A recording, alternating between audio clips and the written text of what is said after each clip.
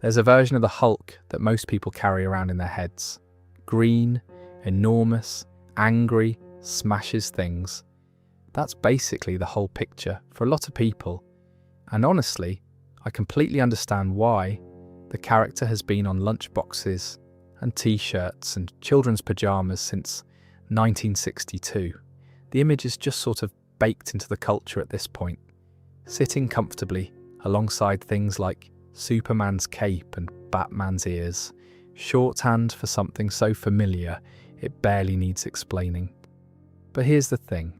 Spend any real time with the actual history of this character, the comics specifically, but also the television, the films, the decades of writers and artists who took Bruce Banner apart and reassembled him in new configurations, and that simple image starts to feel like it's missing about 90% of the picture. Because what you actually find when you start properly digging is one of the strangest and most emotionally complicated characters that Marvel Comics ever created.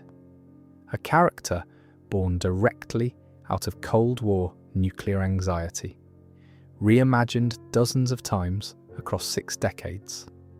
Who has been, at various points in his history, a fugitive, a king, a mob enforcer in Las Vegas, a horror protagonist, a unified self, a fractured self, a gladiator slave, a planetary ruler, and a literal physical manifestation of childhood trauma given gamma-irradiated form. That's a lot of ground for one big green man to cover. So tonight, or this morning, or whatever particular hour finds you settling in with this, we're going to take our time and go through all of it. And I do mean take our time. There's no rush here. This is not a listicle or a countdown or a race to some dramatic reveal. It's more like sitting down with a lot of material you find genuinely fascinating and talking through it at a pace where the details can actually breathe. We'll start right at the very beginning. 1962. The Cold War, Stan Lee and Jack Kirby, and a bomb that shaped everything that followed. We'll talk about the strange, chaotic first months of the character's existence when he was grey instead of green, spoke in complete sentences, and only transformed at nightfall like some kind of nuclear werewolf. We'll spend proper time with the people in Bruce Banner's world, because the Hulk has one of the quietly richer supporting casts in all of superhero comics, and those relationships are a big part of what makes the lore worth exploring.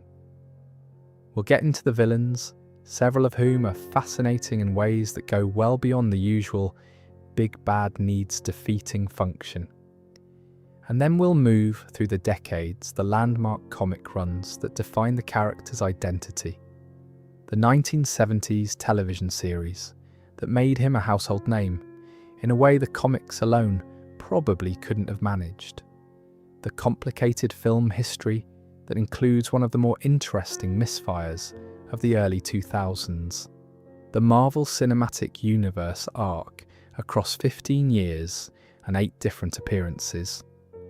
And we'll eventually arrive at what is currently the most acclaimed Hulk comic ever published, which is a 50-issue body horror series about hell and dissociative identity disorder. That last part tends to catch people off guard a bit, but we'll get there. If this kind of slow, detailed lore content is your thing, and you're new around here, having a subscription is always a nice way to stay connected to more of it. Right, let's talk about the Hulk, the thing that surprises people most, I think, when they actually start engaging with the comics rather than absorbing the pop culture silhouette, is how much genuine sadness sits at the centre of it all. The Hulk on a t-shirt is fun and loud and iconic, but the actual story of Bruce Banner is quietly one of the more tragic things running through mainstream superhero fiction.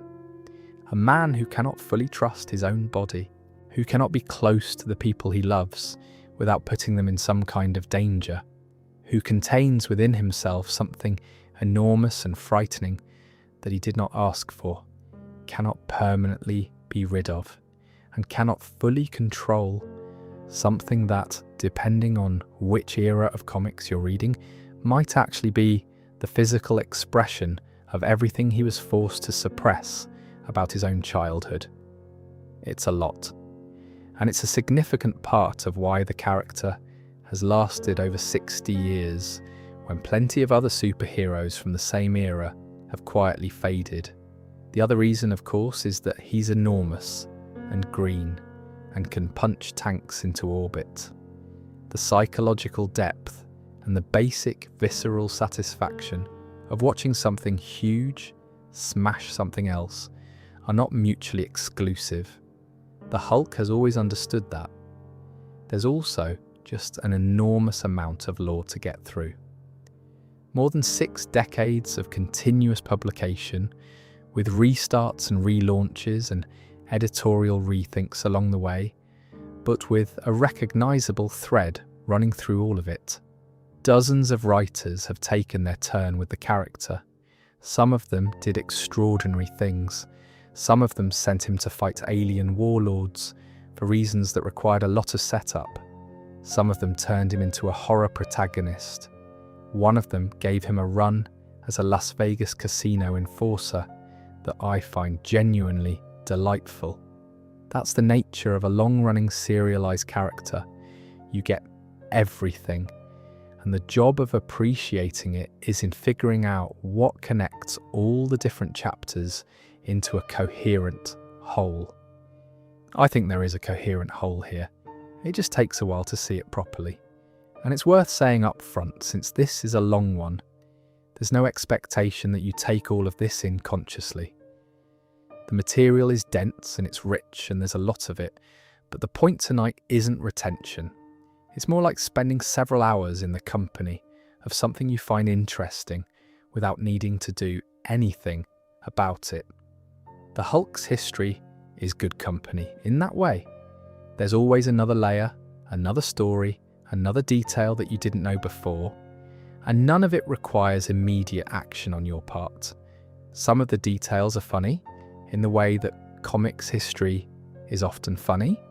The printing accident that accidentally created one of Marvel's most important character details. The Avenger who quit the Avengers after 2 issues. The mob enforcer in a suit who turns out to be one of the most psychologically complex incarnations of a character who nominally just punches things. Some of it is quietly moving. Some of it is very strange. All of it is connected, and we'll find the connections as we go. The Hulk story has also been told and retold and told again by an extraordinary range of voices. That's part of what makes it worth exploring at this length. The character has attracted writers who cared about what he meant, not just writers who wanted to put him in fights. And the fights are there too, and some of them are spectacular, but the stuff underneath the fights is what keeps the character alive across generations of readership. Right, the world that made him. To understand where the Hulk actually comes from, you need to understand what 1962 felt like. Not the broad strokes version that shows up in history textbooks, Cold War tensions, space race, Kennedy administration, but the day-to-day texture of it, the atmosphere. Because the world that produced this character was living inside a very specific kind of anxiety that's genuinely difficult to reconstruct now, when nuclear war has receded from the front of most people's minds into the category of abstract, distant possibility. In October 1962, just 5 months after the Hulk's first issue hit newsstands, the Cuban Missile Crisis brought the United States and the Soviet Union as close to a nuclear exchange as they ever formally got. 13 days during which, depending on who you ask and which declassified documents you're reading, the world came uncomfortably close to something irreversible. But here's the thing, and this is easy to forget, the Cuban Missile Crisis wasn't an isolated event that came from nowhere. It was the acute peak of something that had been building low and steady since the late 1940s, since the Soviet Union tested its own atomic bomb in 1949, since school children in America were practicing duck and cover drills, since bomb shelters became a serious consumer product that suburban families were encouraged to install in their gardens. Nuclear power, in the popular imagination of that era, was a contradictory thing. It was simultaneously the future, clean energy, scientific progress, the triumph of human engineering over nature, and the thing that was most plausibly going to end everything. Popular fiction ran with both possibilities at once. The science fiction of the 1950s and early 1960s was full of atomic optimism. Cities powered by fusion, mankind reaching the stars on nuclear engines, technology solving every problem humanity had ever faced.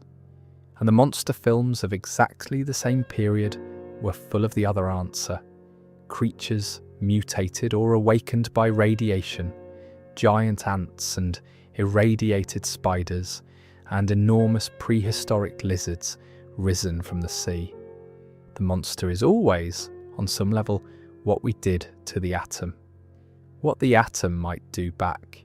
Stan Lee and Jack Kirby understood this cultural landscape completely. Lee had been writing for what would become Marvel Comics. Since the early 1940s, he came up through the pulp era and had decades of experience understanding what audiences wanted to feel when they picked up a comic. Kirby was a different kind of genius, a visual architect of extraordinary instinct, someone who could communicate scale and energy and emotion through drawings in a way that was genuinely unlike anyone else working in the field. Together, by 1962, they had already created the Fantastic Four, a team whose powers also came from radiation exposure, specifically cosmic rays, and the book had been a major commercial success. Marvel was in a creative hot streak, operating with a freedom and energy that hadn't been present in the earlier, more cautious Atlas Comics era. The specific inspirations Lee cited for the Hulk are worth sitting with, because they tell you something about what the character was always supposed to be underneath the action figure surface of it. He talked about Frankenstein's monster, Mary Shelley's creature, created by science and abandoned by its creator, hunted and feared for its appearance rather than its intentions, fundamentally innocent despite its monstrous form. He talked about Dr. Jekyll and Mr. Hyde, Robert Louis Stevenson's repressed Victorian physician, and the savage alter ego that contained everything he suppressed in polite society.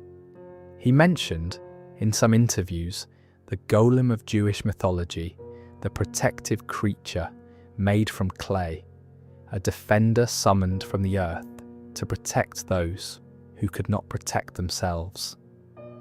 All of these are stories about the line between human and monster being considerably less clear than it appears, about the relationship between what we show the world and what we carry inside, about what happens when the things civilization requires us to suppress find a way out anyway.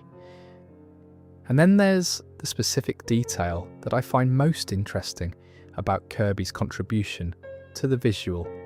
He's spoken about watching a woman lift a car off her trapped child in an emergency, drawing on reserves of strength that no physical explanation fully accounts for. Extreme adrenaline and desperation producing something that looks, briefly, superhuman. The idea of latent strength that only surfaces under genuine crisis, that there is something enormous inside ordinary people that ordinary life never calls upon.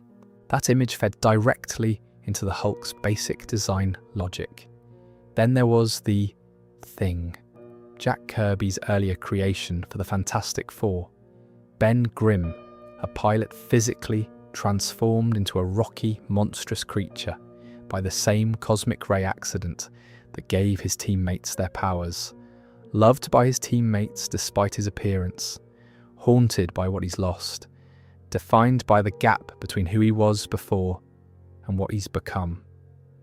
Stan Lee has said explicitly that The Thing's popularity with Fantastic Four readers was part of what convinced him there was space for another character who occupied similar emotional territory, a monster with a heart, a hero who looks like a villain, someone the reader should pity and admire in the same moment. The Gamma Bomb in Banner's origin isn't just a convenient plot device that delivers superpowers.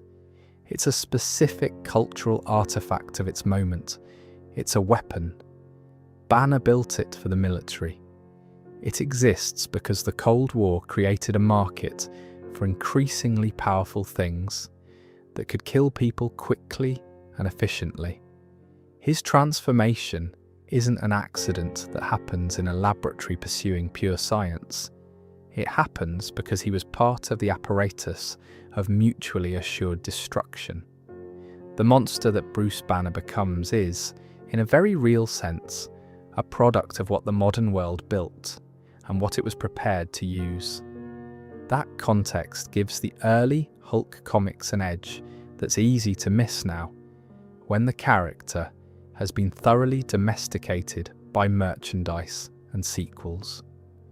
When the Hulk smashes a military installation in 1962, there's a subtext there about the relationship between ordinary people and the military-industrial complex that resonated quite specifically with the readership of that moment.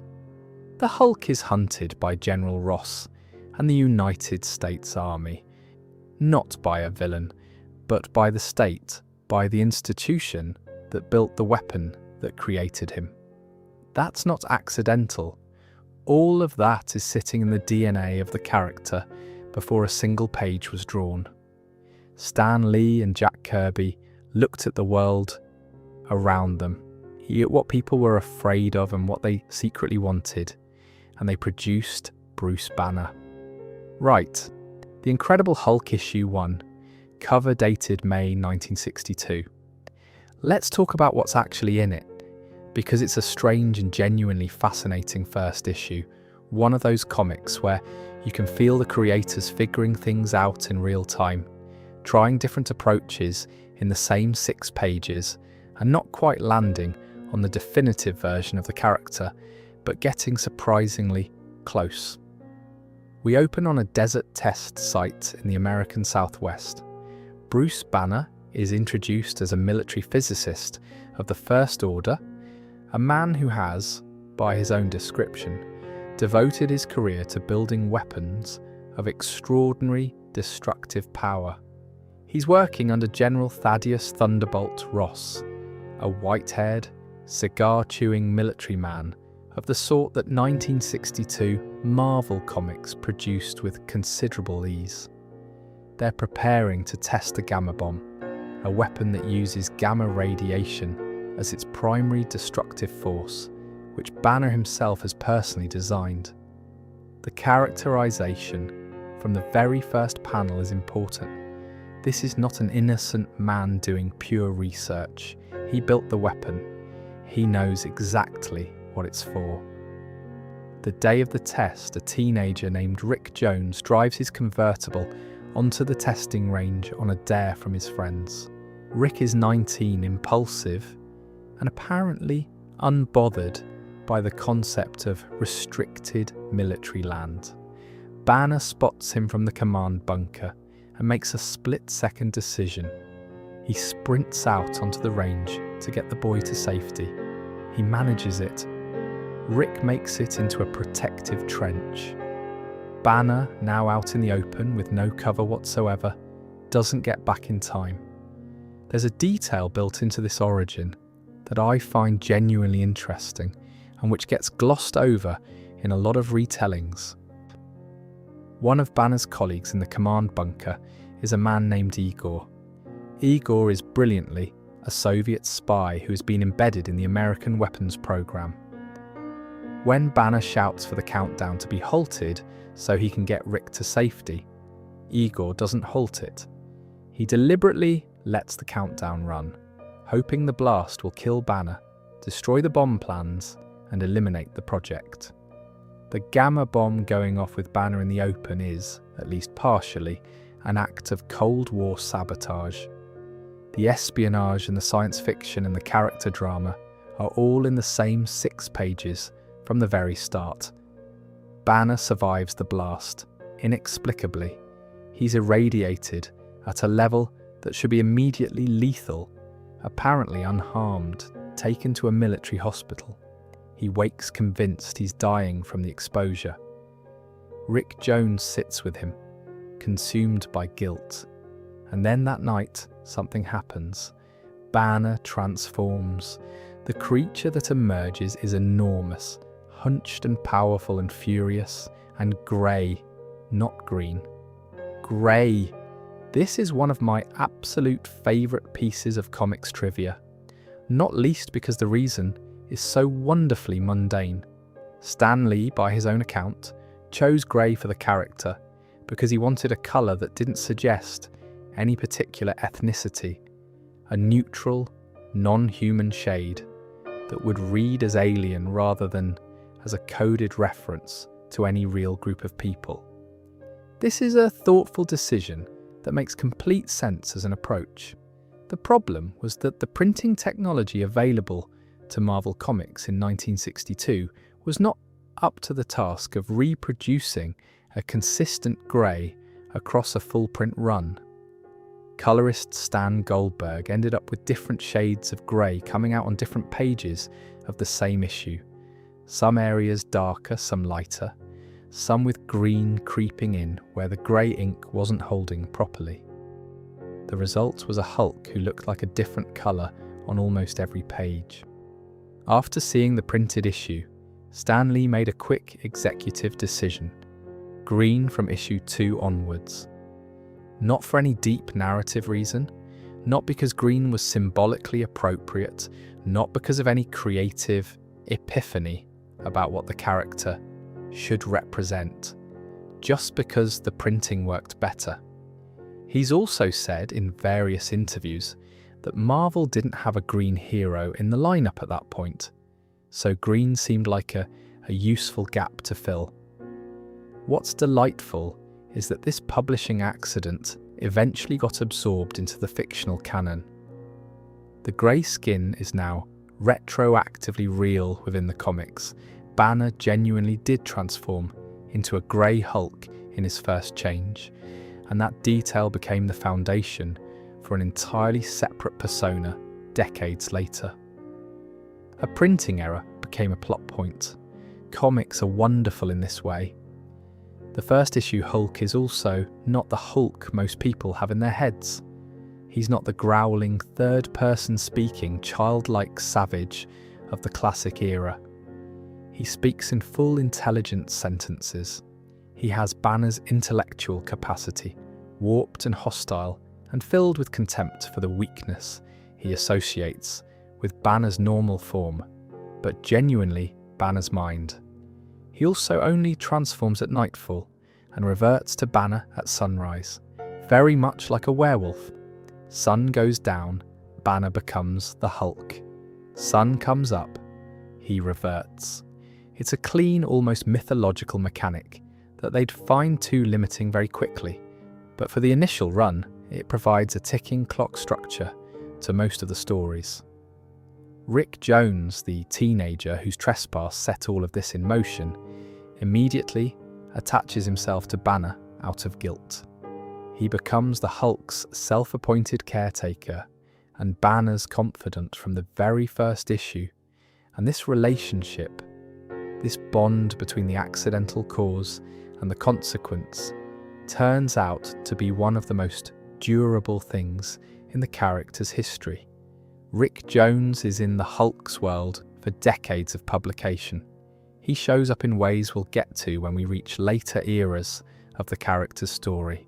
The first issue also introduces, in the same issue, both Thunderbolt Ross and his daughter Betty. Ross witnesses the Hulk's first emergence and immediately establishes his position. The creature must be destroyed. It's a threat, it's uncontrollable, it's a military problem that requires a military solution. Betty is drawn to Bruce Banner, sees something in him that her father, with his binary thinking about threats and assets, can't perceive. The triangle of Banner loves Betty. Betty loves Banner. Ross despises the Hulk is fully operational from page 1. 6 pages in, and the entire architecture of the character is already in place. The science, the accident, the transformation, the guilt, the military pursuit, the love interest, the grey that becomes green. It's a remarkable first issue for something that was, in many ways, being invented as it was drawn. The 5 issues that followed kept that same energy of invention. Even within the full initial run, there's more variation than you might expect. Issues 2 and 3 lock in the green colouring and begin adjusting the Hulk's personality and origin slightly. The transformation trigger already starts to shift, with Banner attempting to use a gamma ray device he's built to control the transitions.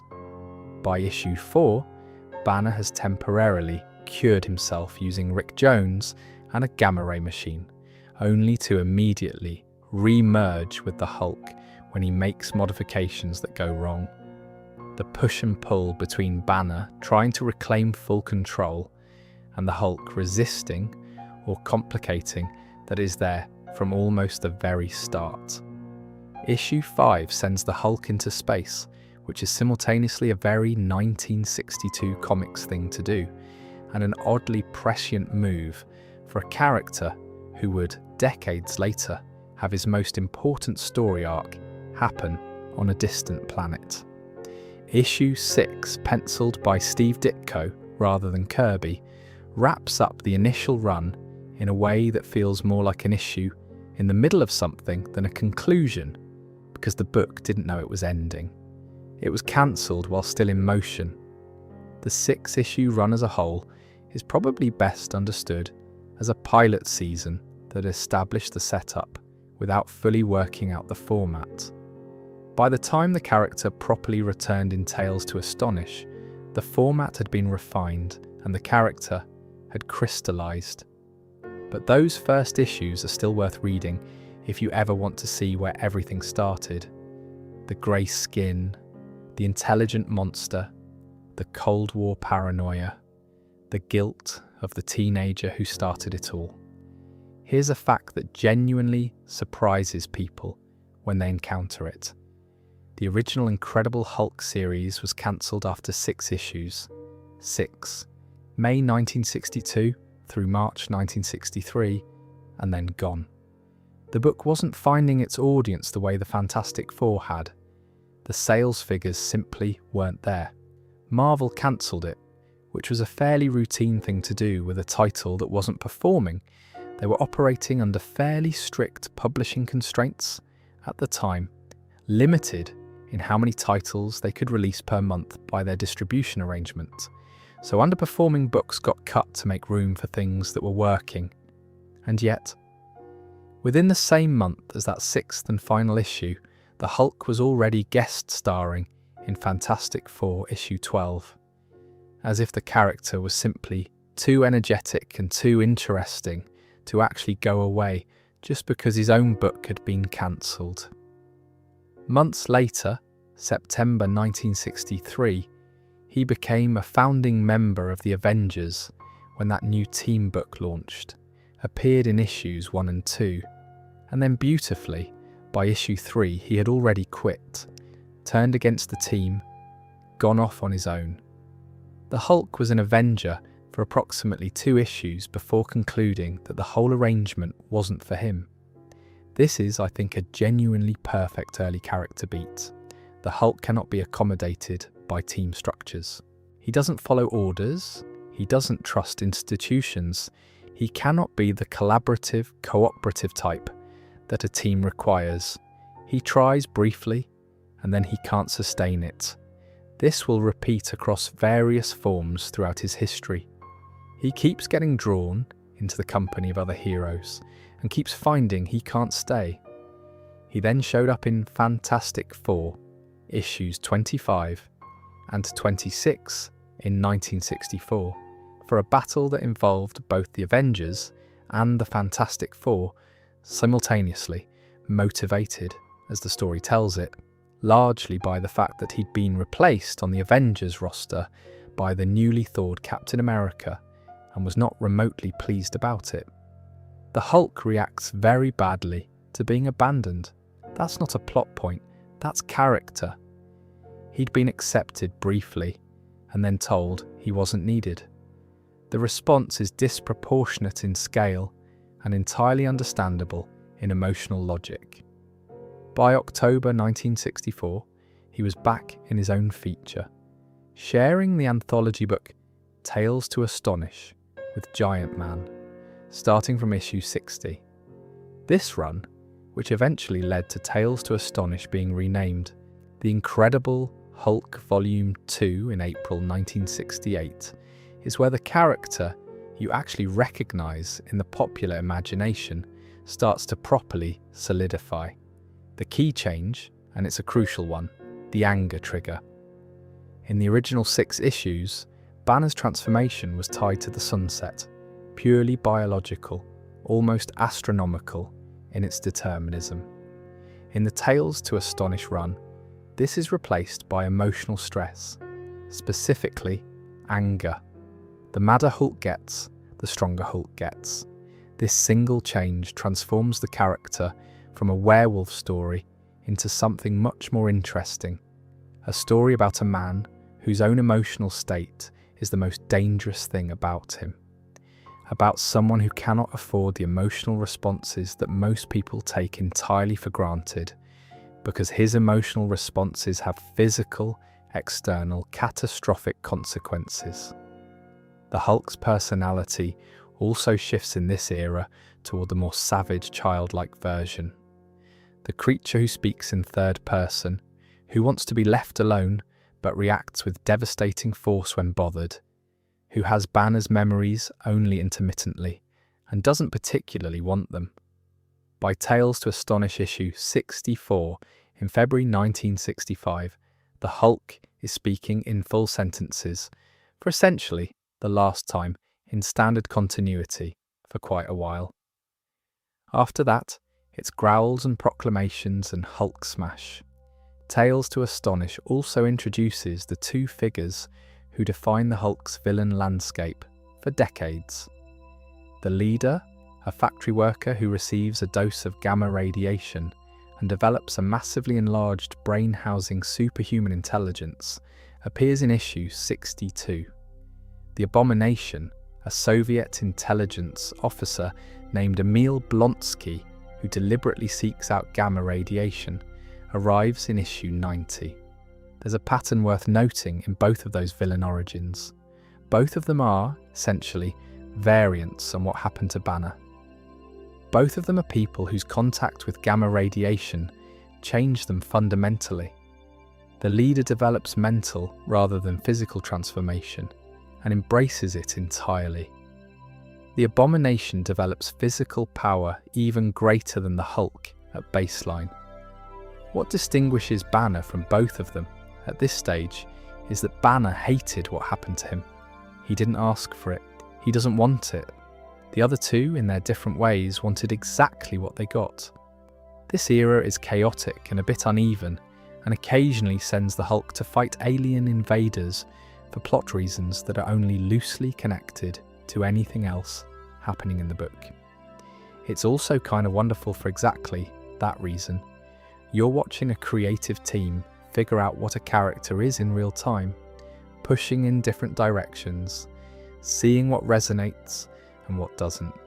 It's a live, noisy, energetic process, and by the end of it, they've found the Hulk, the one who'll be on the lunchboxes. Now, before we go deeper into the major story arcs and creative eras, it's worth spending some proper time with the people in Bruce Banner's life.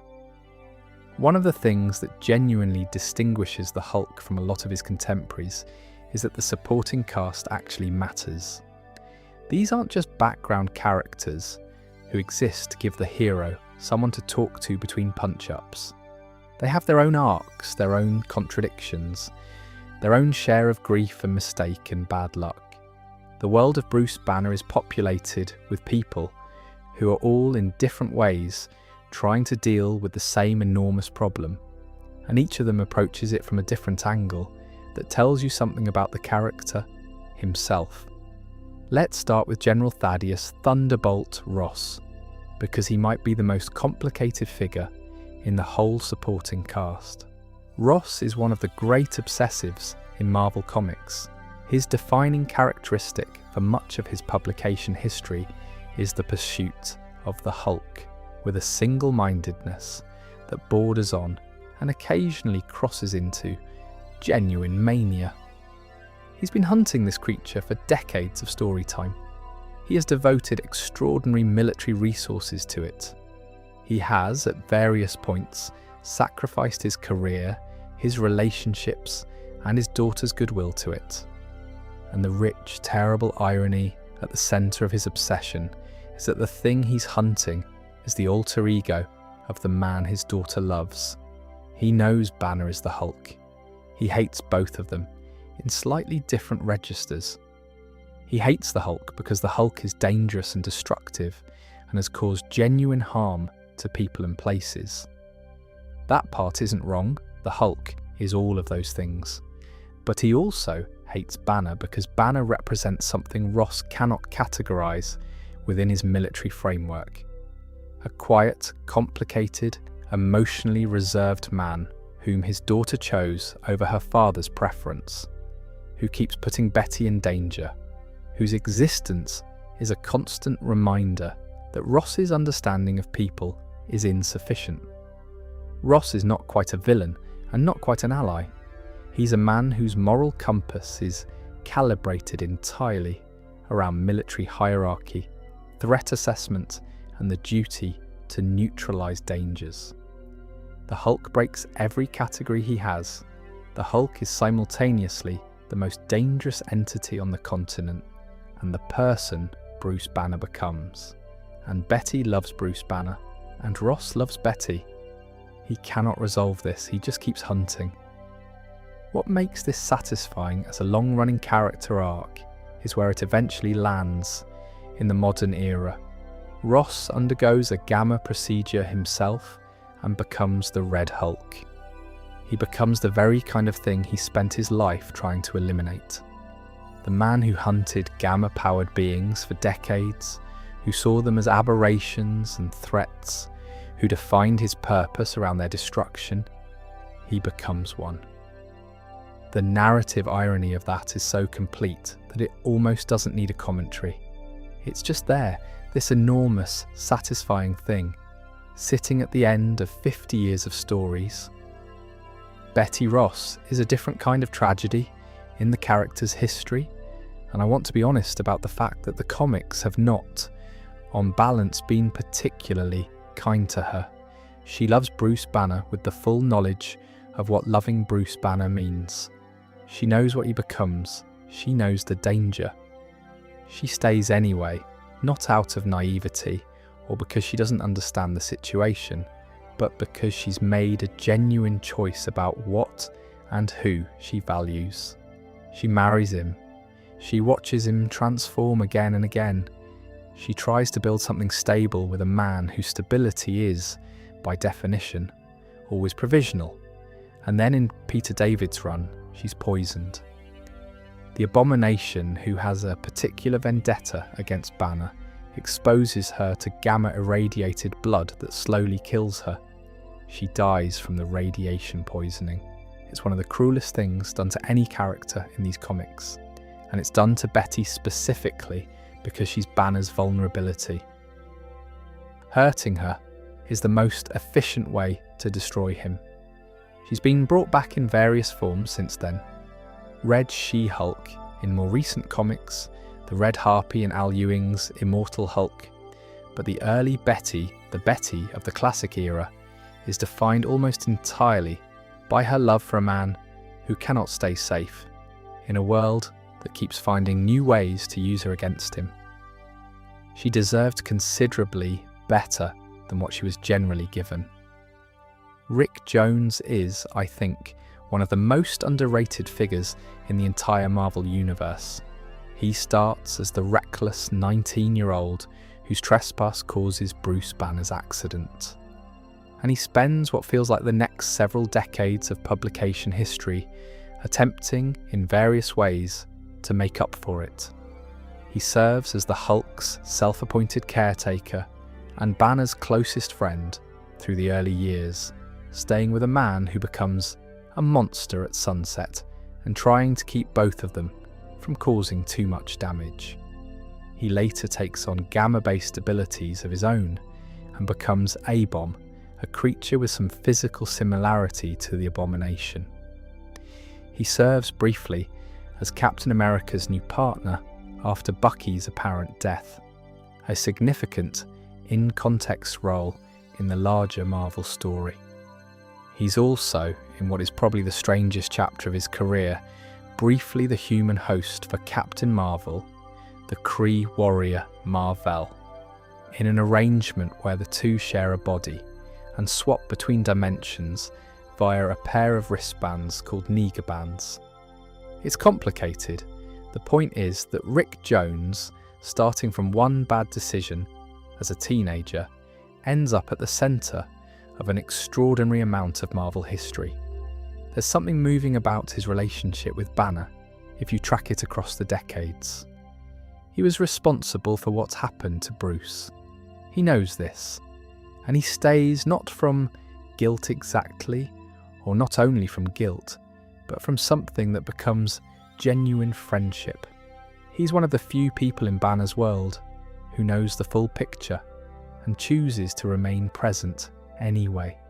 Dr. Leonard Sampson, Doc Sampson, is quietly one of the most interesting supporting characters in the whole cast. He's a psychiatrist. He becomes Banner's therapist. He then exposes himself deliberately to a small controlled dose of gamma radiation, enough to give him superhuman strength and an impressive physique and the green hair that confirms his gamma-powered status, because he wants to be able to function in Banner's world on Banner's physical terms. He's attempting to be a peer as well as a therapist, which creates its own complications. What makes Sampson unusual in the context of the Hulk's world is that he is trying to help Bruce Banner. Not capture him, not use him, not study him as a weapons asset or a scientific specimen or a political problem. Just help him understand what is happening inside his own mind and try to give him some tools to work with it. He is not always successful. The character has some rough periods in the comics where his role gets muddied, but the concept of someone attempting actual therapeutic intervention with Bruce Banner and doing so with genuine care is one of the more humanizing touches in the character's history.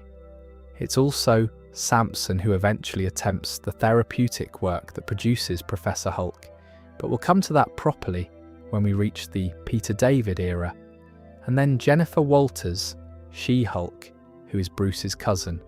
She's a lawyer who gets shot by a crime boss, who considers her a professional obstacle, and receives an emergency blood transfusion from Bruce that passes along a milder version of his gamma condition. She becomes She-Hulk, and here is the thing that makes her arc immediately and significantly different from her cousins. She mostly likes it. Jennifer retains her full intelligence and personality when transformed. She's bigger, stronger, more physically imposing, and, a detail the comics have returned to repeatedly over the years, she often functions better as She-Hulk than as Jennifer Walters. The green form is more confident. The green form doesn't have the social anxieties and professional pressures that Jennifer navigates as a human woman in a legal career. For her, gamma transformation is largely a gift rather than a wound. Same radiation, same mechanism of exposure, completely different experience. The comics have been pretty explicit that the difference lies, at least partly, in the internal state of the person exposed. Banner despised himself before the gamma bomb. Jennifer Walters, despite the trauma of being shot, didn't carry that same foundational wound. What the gamma radiation amplifies and externalizes depends on what was already there. She-Hulk gets her own Disney Plus series in the Marvel Cinematic Universe. She-Hulk, attorney at law, which is considerably funnier and more self-aware than most of what we'll be discussing tonight. Worth knowing about, but now, let's talk about the people who actually come to fight.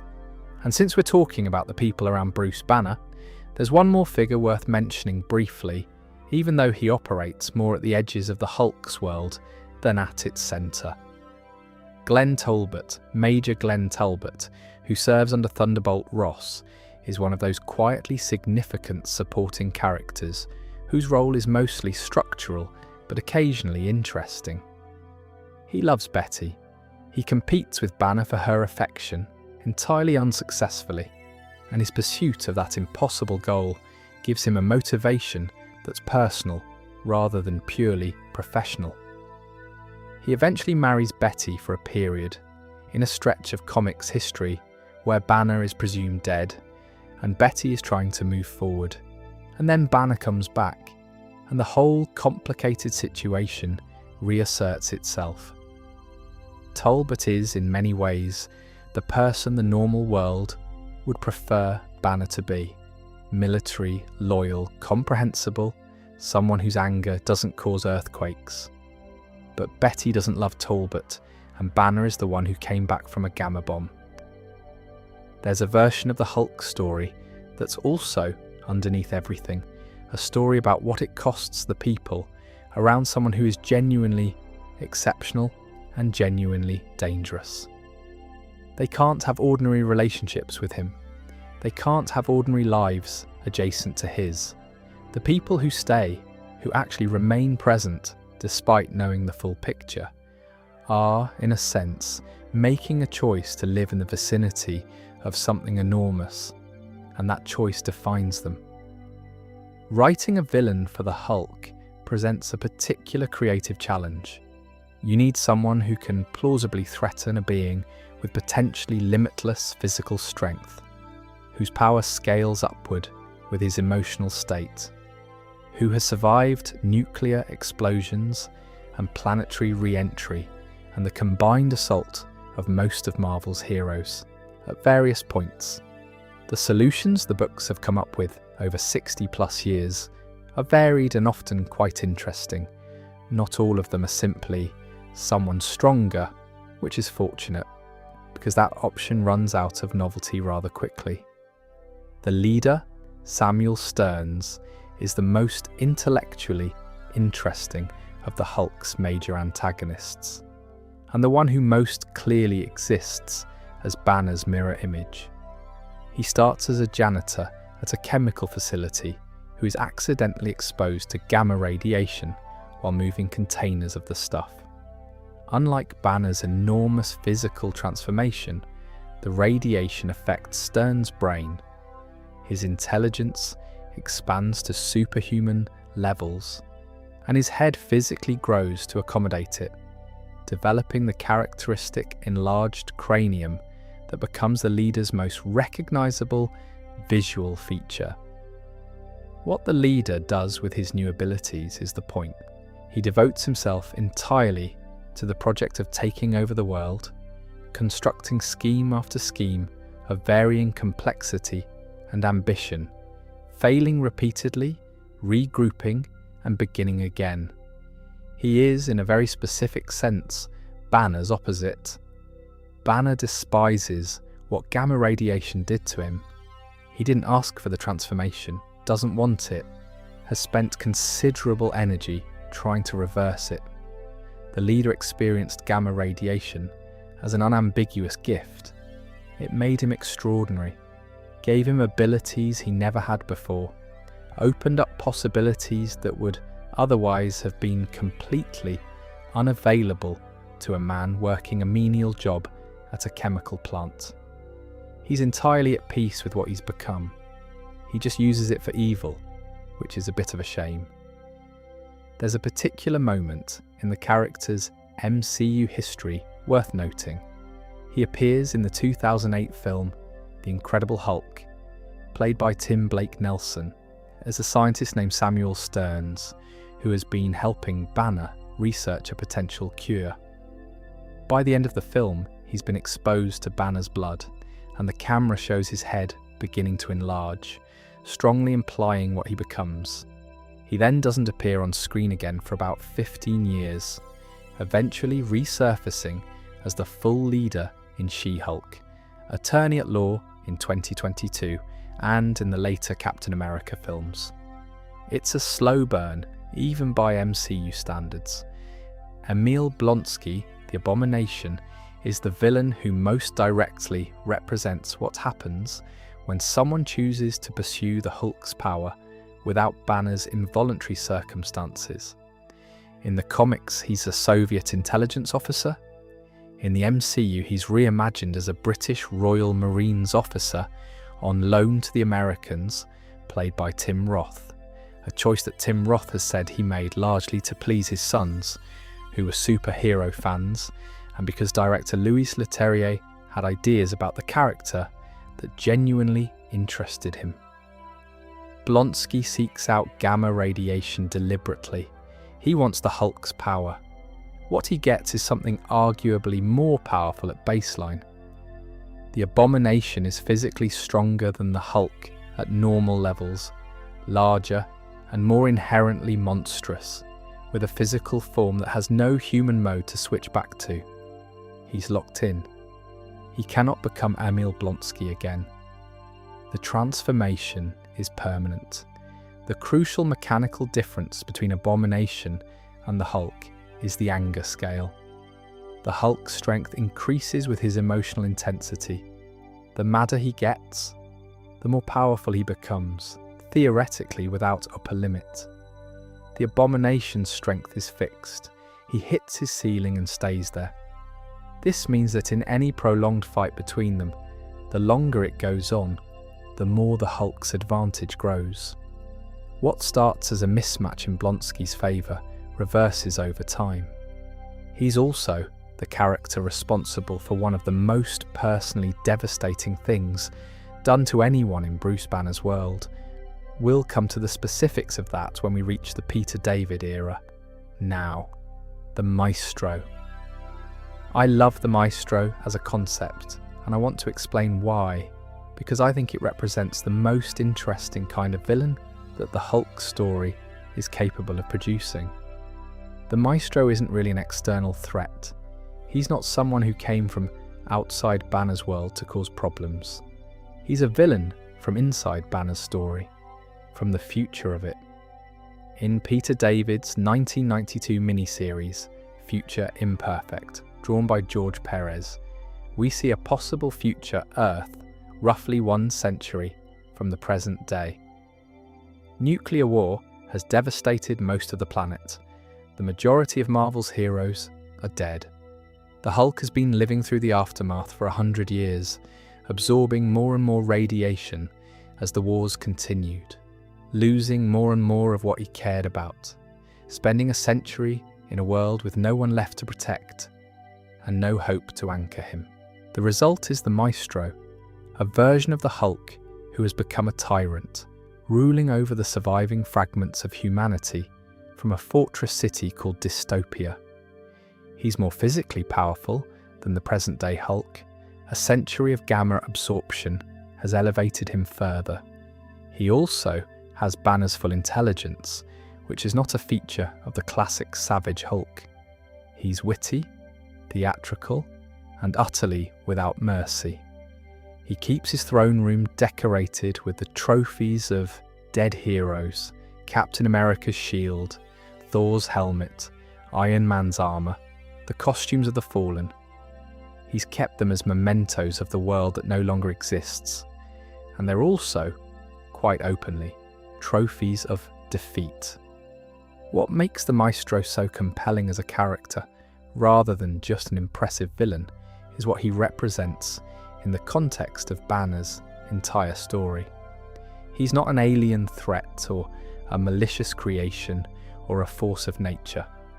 He's Banner himself, 100 years from now, after enough has gone wrong for long enough.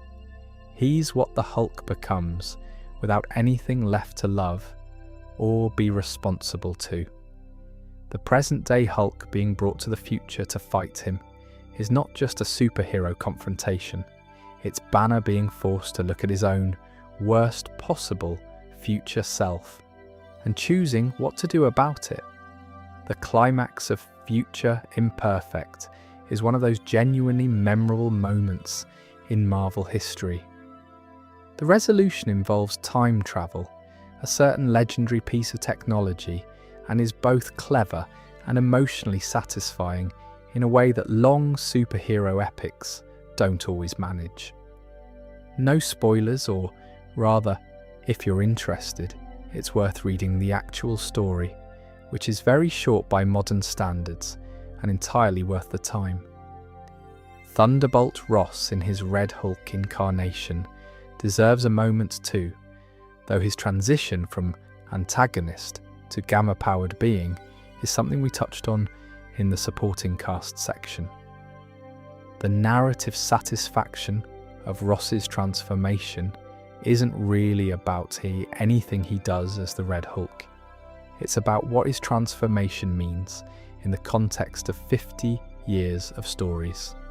The irony is the point, and I should mention, because it's genuinely interesting, that many of the Hulk's most memorable conflicts have been against other heroes rather than traditional villains.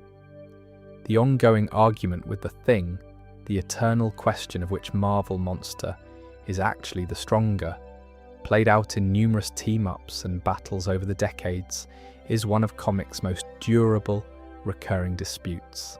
The Hulk and Wolverine, whose encounters begin with the Hulk's first appearance in What If and solidify in their classic 1974 fight.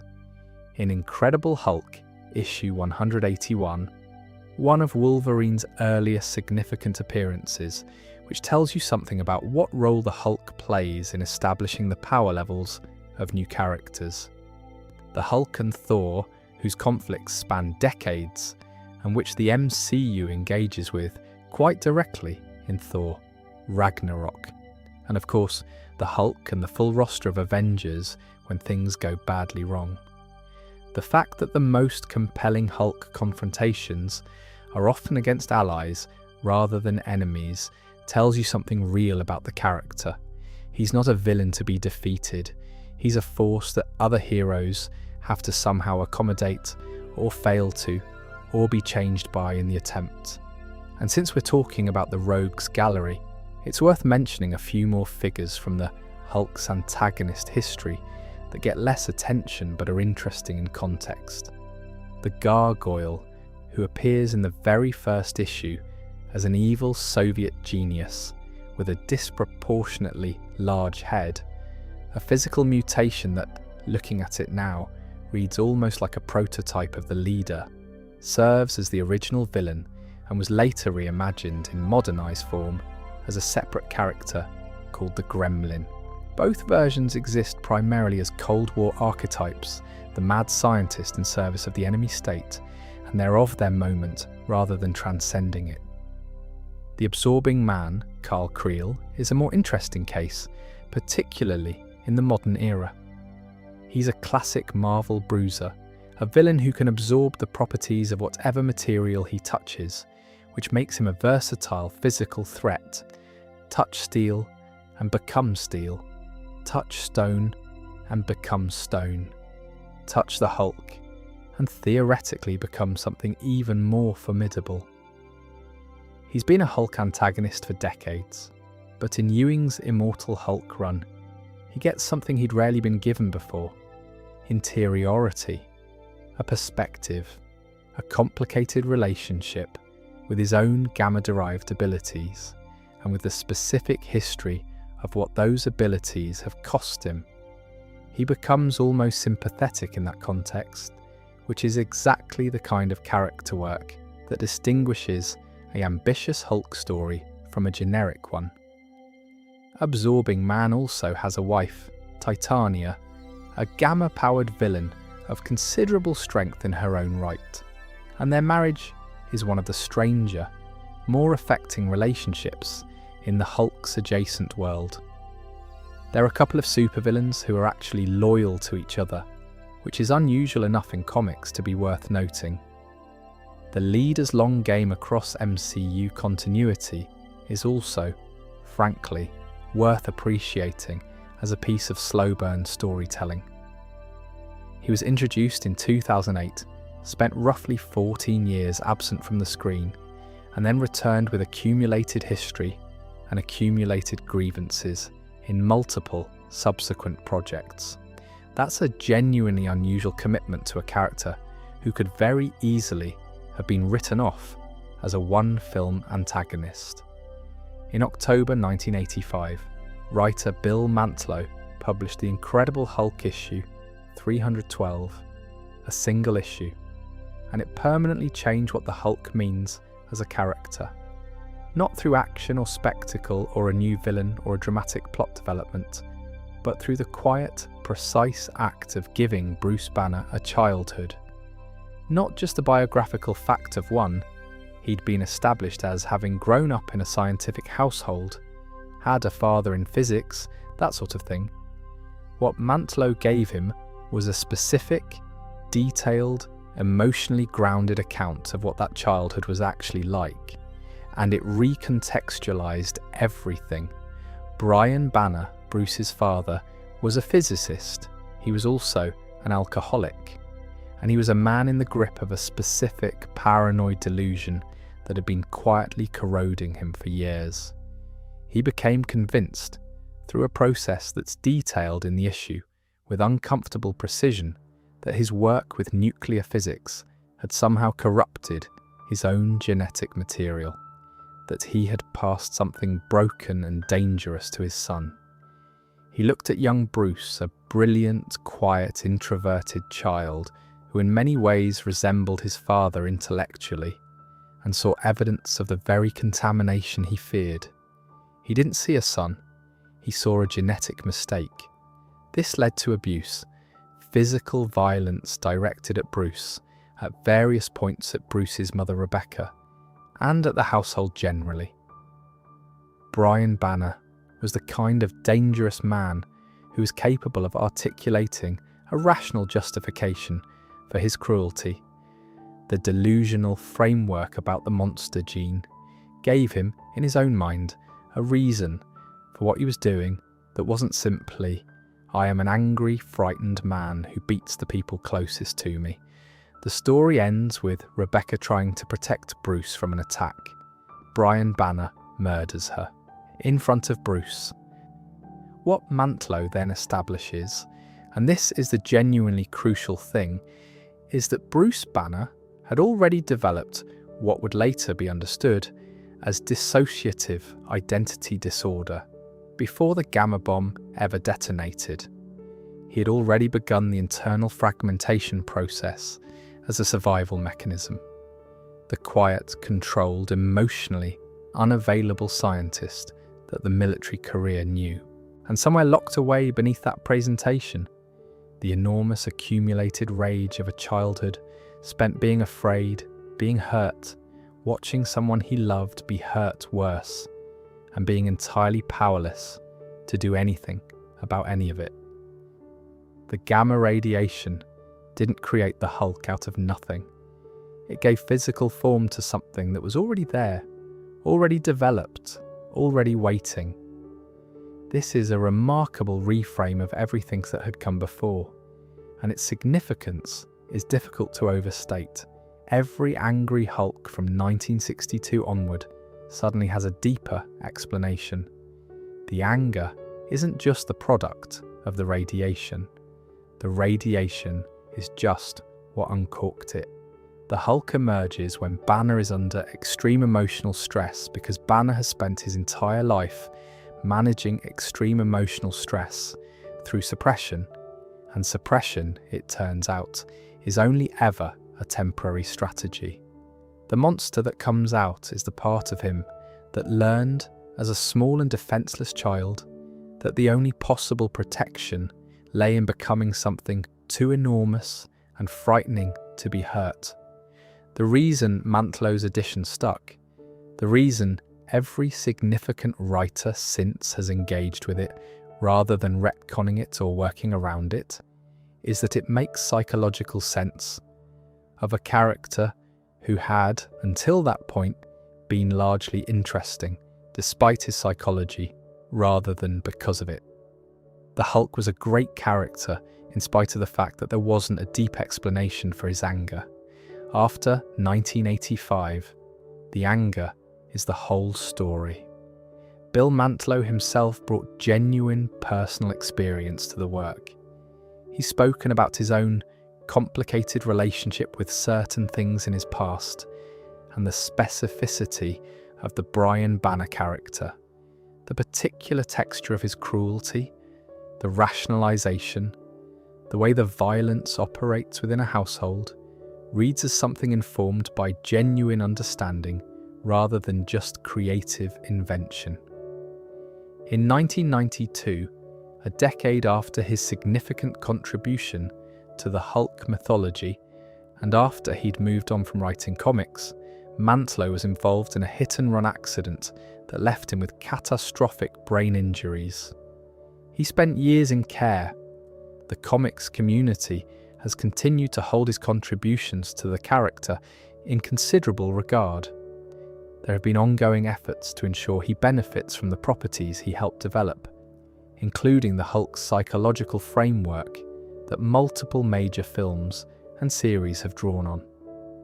When you watch a film that engages seriously with Bruce Banner's relationship to his own anger, some significant part of what makes that work traces back to one issue written by one person in 1985.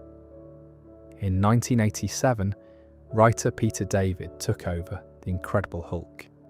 The book was struggling, sales were low, the creative direction was unclear, and David has said in interviews that he essentially took on a title that nobody else was particularly interested in writing.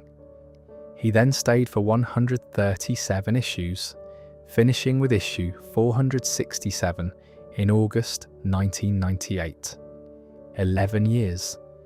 And it is, without much serious argument, the definitive run of Hulk comics, the one that every subsequent writer has either built on or argued with, or in some cases, quietly tried to equal. What David brought fundamentally was a commitment to taking seriously everything the character had accumulated up to that point.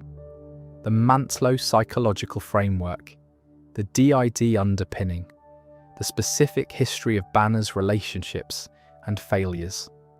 Rather than resetting the character or telling more of the same stories in a more energetic register, David decided to actually follow the implications of what had been established, to find out what Banner's psychological history meant for the ongoing story of who he was and what he might become. The first major thing he did was rehabilitate the Grey Hulk, not as a flashback or a curiosity or a bit of nostalgic retro business, but as an active presence in the ongoing book, a distinct personality with distinct characteristics who turned out to be entirely different from either Bruce Banner or the classic Savage Hulk. The result was Joe Fixit, and I want to spend some real time on this because Joe Fixit is, genuinely, one of the great character concepts in Marvel Comics history.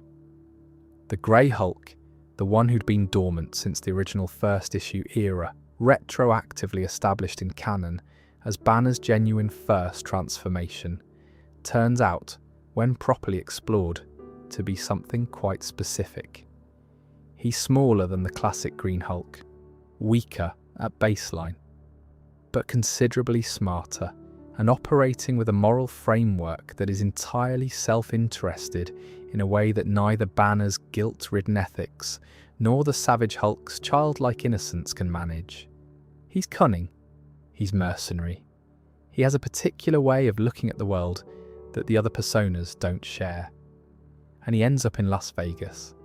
There's a sequence of story logic that leads to this involving a spell that prevents the Grey Hulk from reverting to Banner. And during the period when this is in effect, Joe Fixit takes on a specific identity. Security enforcer and muscle for a casino owner named Michael Berenghetti. He works nights, he wears suits. He pursues money and women with an easy, comfortable confidence that is entirely at odds with Banner's repression and equally at odds with the Savage Hulk's confused, childlike rages. He's good at his job. He's functional. He enjoys being Joe Fixit in a way that the other personas genuinely cannot enjoy being themselves. There's something almost poignant about this if you sit with it for a moment.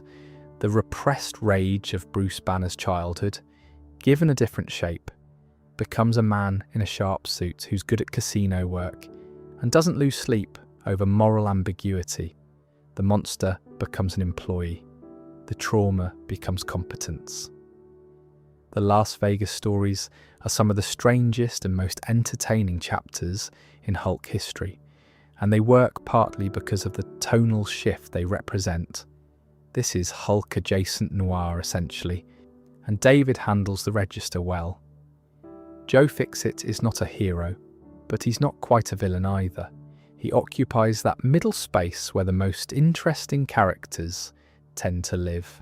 David also worked with artist Todd McFarlane on what many fans consider the greatest single Hulk fight in the book's entire history.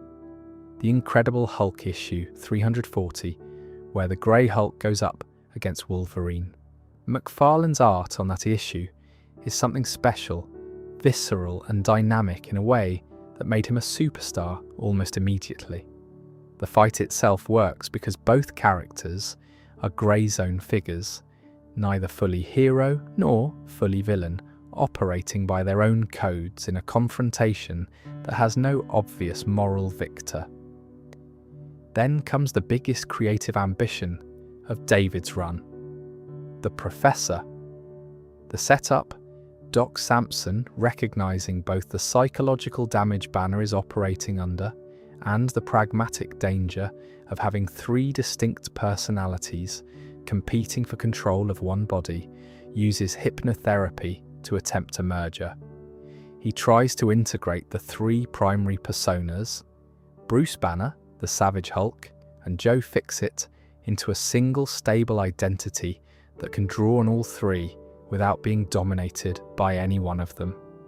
The result eventually is the Professor, sometimes called the Merged Hulk. He has Banner's intelligence, the full intellectual capacity of one of the most formidable scientific minds in Marvel. He has Joe Fixit's strategic cunning and street-level practical intelligence. And he has the Savage Hulk's physical strength and body, the green-skinned form that is iconic. He goes by Banner, refers to himself as Banner, and functionally operates as the person Bruce Banner might have been if his psychology had developed without fragmentation. David uses this persona as the leader of the Pantheon, a semi-secret organisation of superpowered individuals who undertake global rescue and humanitarian missions. This is a genuinely fascinating and underexplored chapter of Hulk history. The character as a philanthropist and leader, using the Hulk's power in a purposeful, organised way. It's the Hulk as something other than a reactive force, and it works because it takes seriously the idea that Banner's intelligence, combined with the Hulk's power, could accomplish genuinely constructive things. The Professor has a flaw though, and it's revealing. A safeguard is built in, or perhaps built into him naturally, by the psychology of his construction, that if he reaches a certain threshold of anger, he reverts to Banner.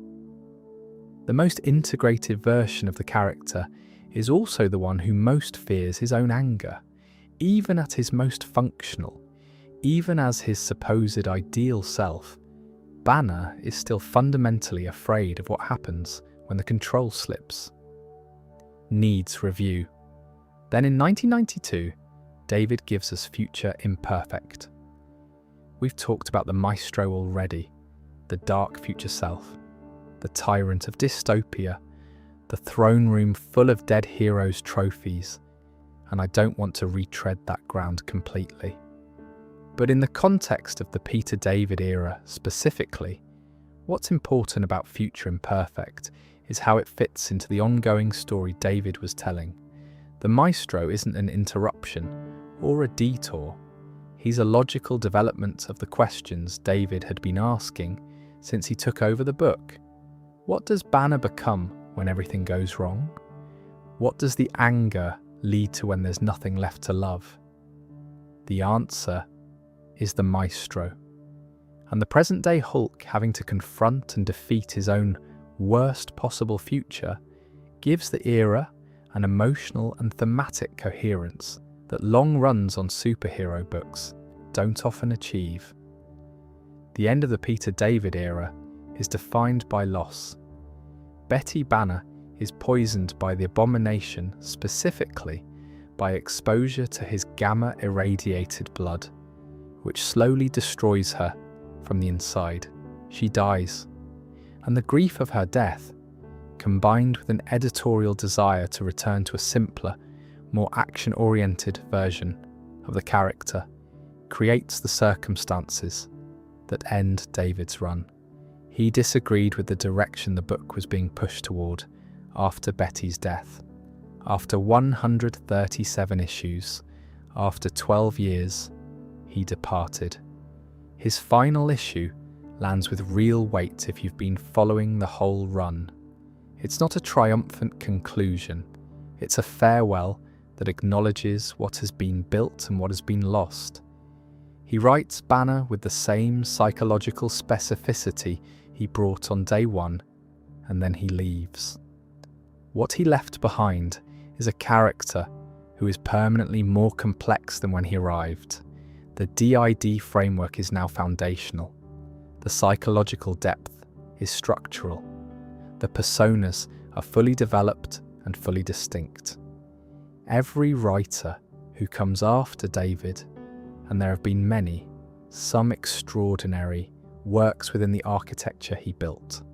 Since we're on the topic of the Peter David era, it's worth spending a moment on some of the individual story beats within it that are either celebrated or just interesting in context. The Tempus Fugit arc, which ran in issues 77 through 81, puts the Hulk on a deserted island where he simultaneously wrestles giant squid, encounters Wolverine again, and has a genuine internal reckoning with his own psychology that functions almost like a compressed therapy session imposed by circumstances. The art on that arc by Lee Weeks is extraordinary. There's a quietness to it that suits the island setting and makes the psychological elements feel properly grounded. The issue, 393, is the 30th anniversary issue, and David uses it to do something structurally interesting, telling a story that simultaneously celebrates and complicates the character's history, tracking the various people whose lives have been changed by the Hulk, and asking honest questions about whether the balance sheet is net positive. It's the kind of meta-anniversary storytelling that most superhero books do poorly, and that David does very well. And the wedding of Rick Jones and Marlo Chandler in issue 418 is a moment that, in retrospect, seems almost impossible for a Hulk comic. A genuine community gathering of characters from across the book's history, played primarily for warmth and comedy, functioning as a celebration of everything the run had built over a decade. Marlo had previously been dead, which in the comics is often not a permanent condition, and her return and subsequent wedding is handled with the specific tonal blend of absurdity and emotional investment that characterizes David's best work. It's a reminder that even in the middle of all the psychological complexity and the trauma and the mythology, the Peter David era was also frequently very funny. The relationship between Banner and his own anger across the whole run is worth stepping back to appreciate as a through line. David never lets the anger be simple. It's not just radiation makes man angry. The anger has history, has specific objects, has specific triggers that connect back to the childhood material we talked about in Mantlow's contribution. The Hulk's anger is always Banner's anger, and Banner's anger is always, underneath the immediate provocation, the anger of a child who couldn't protect himself or his mother. David never loses sight of that thread, even when the stories are going in apparently unrelated directions.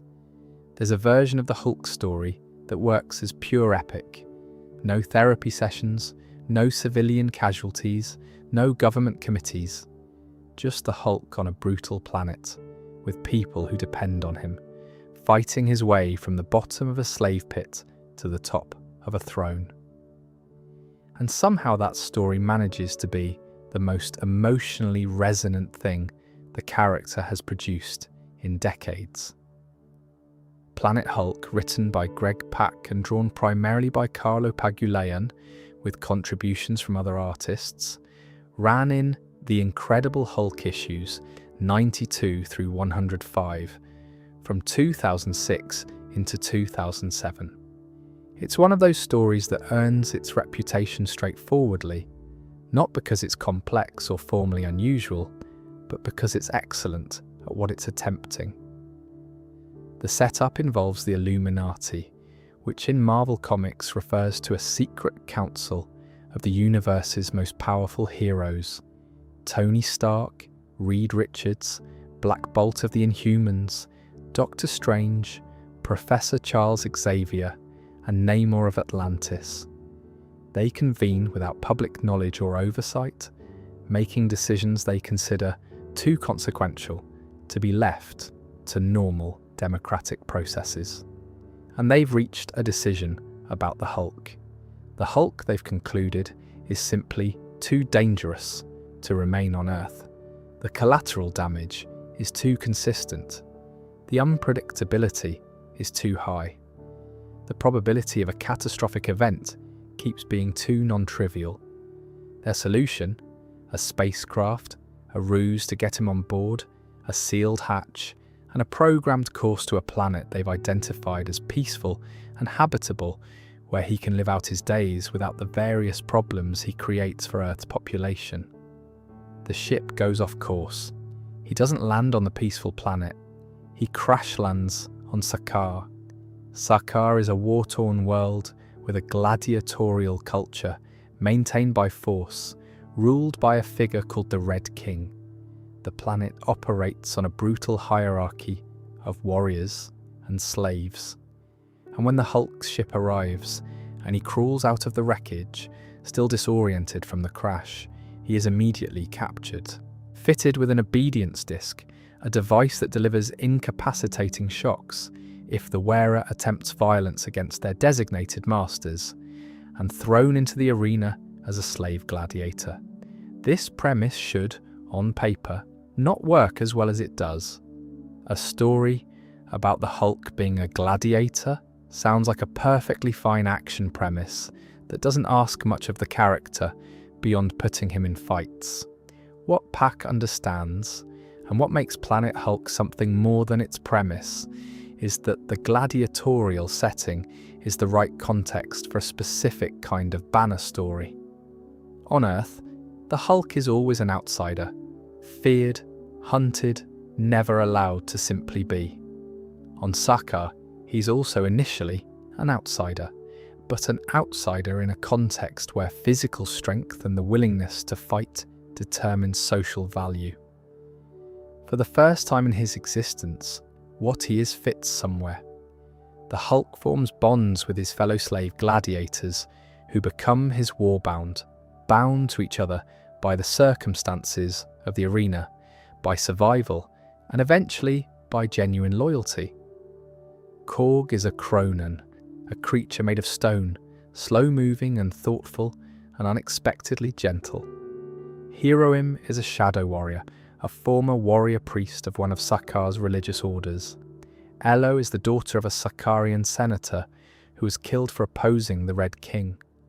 Miek is an insectoid creature whose people were massacred by the Red King's forces. No name of the brood is exactly what she sounds like, from a species not typically known for warm interpersonal relationships. And Kyera. Kyera is a shadow warrior, one of the Red King's personal enforcers, whose loyalty to the throne is eventually tested and broken by what she witnesses.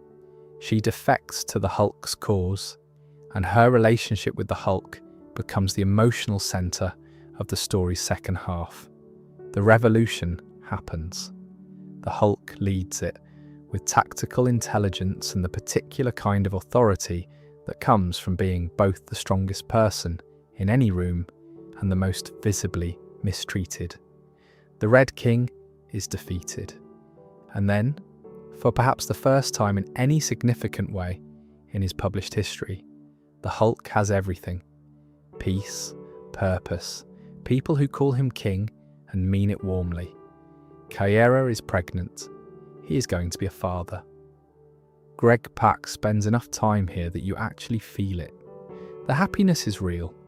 The sense that this damaged, hunted person has finally found somewhere that can hold him is quietly affecting. And then the ship explodes. The spacecraft the Illuminati sent him in, sitting in the city's harbour, repurposed as a monument to the revolution and to the new king, detonates. The explosion kills millions of Sakarians. It kills Kyera. It destroys the city and the life that had, briefly, seemed possible. Banner knows exactly whose ship that was.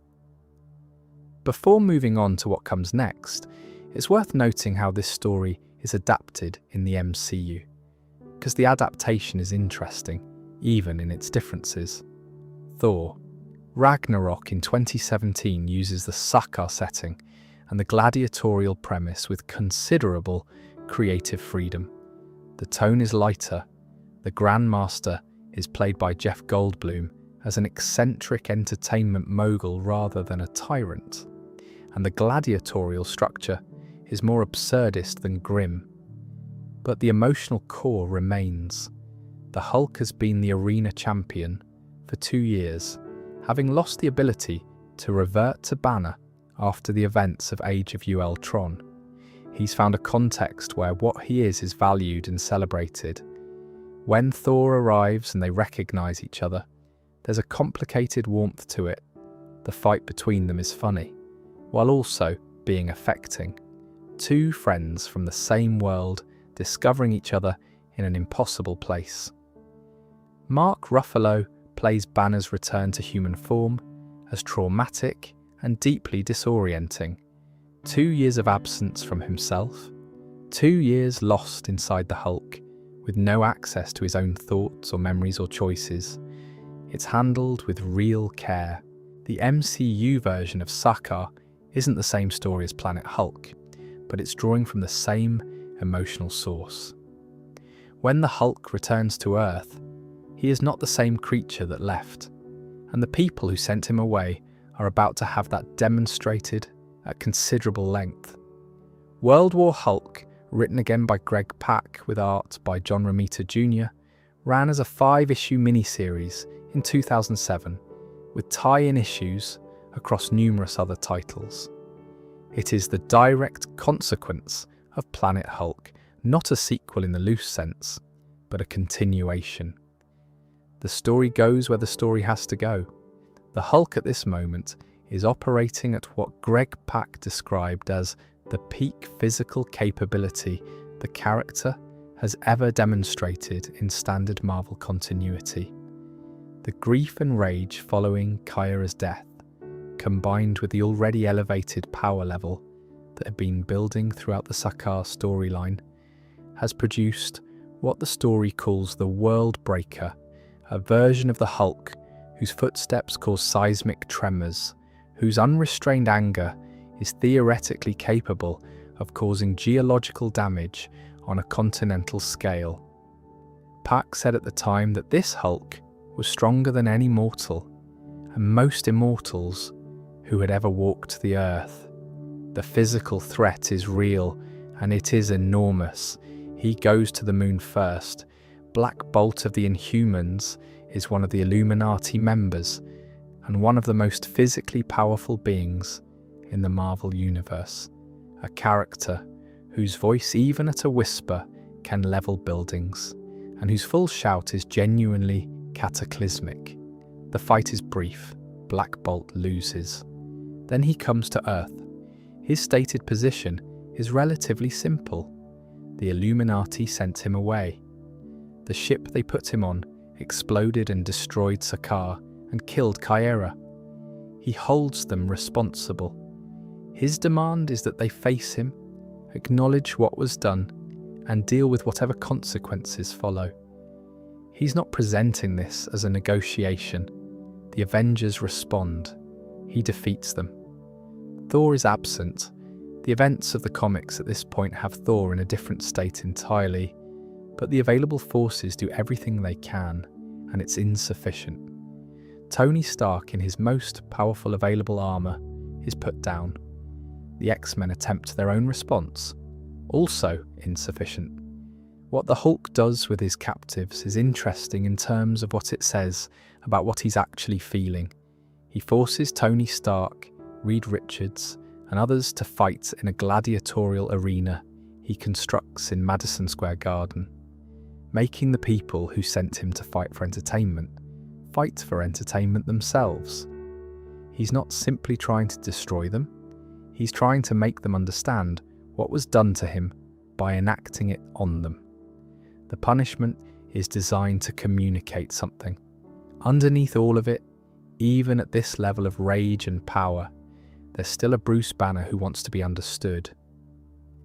The resolution of World War Hulk hinges on a revelation that recontextualizes the entire story.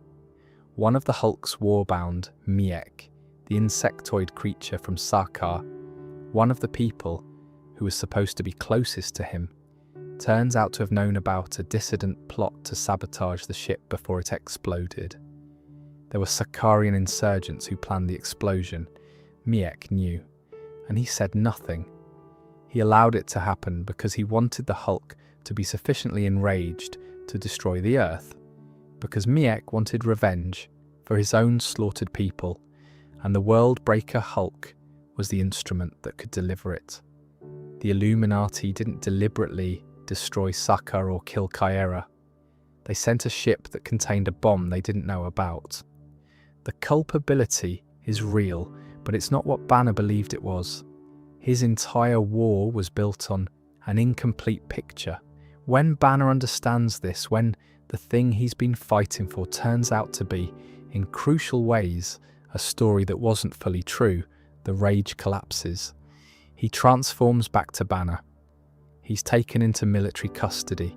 The most powerful version of the character ever depicted, stopped not by superior force or technology or cleverness, but by the failure of the narrative he was telling himself about why the fight was necessary, which is, when you think about it, a very Bruce Banner resolution. The Hulk's anger has always been Bruce Banner's anger, and Banner's anger has always been about something that runs deeper than the immediate provocation. When the ground beneath the anger shifts, the anger itself loses its foundation. The aftermath of World War Hulk ripples through Marvel Comics for years. The ethical questions raised about the Illuminati, about a group of heroes making unilateral decisions about what's best for the world without any accountability or oversight, become central to subsequent storylines. The Hulk's established power ceiling during this event remains a reference point for any subsequent discussion of what the character is capable of at his most extreme. And Bruce Banner goes into custody, the Hulk suppressed. The whole enormous story arrived at this quiet ending. The Hulk has a live-action history that goes back considerably further than most people realise, and each adaptation is interesting, as much for what it says about its own moment as for what it does with the character.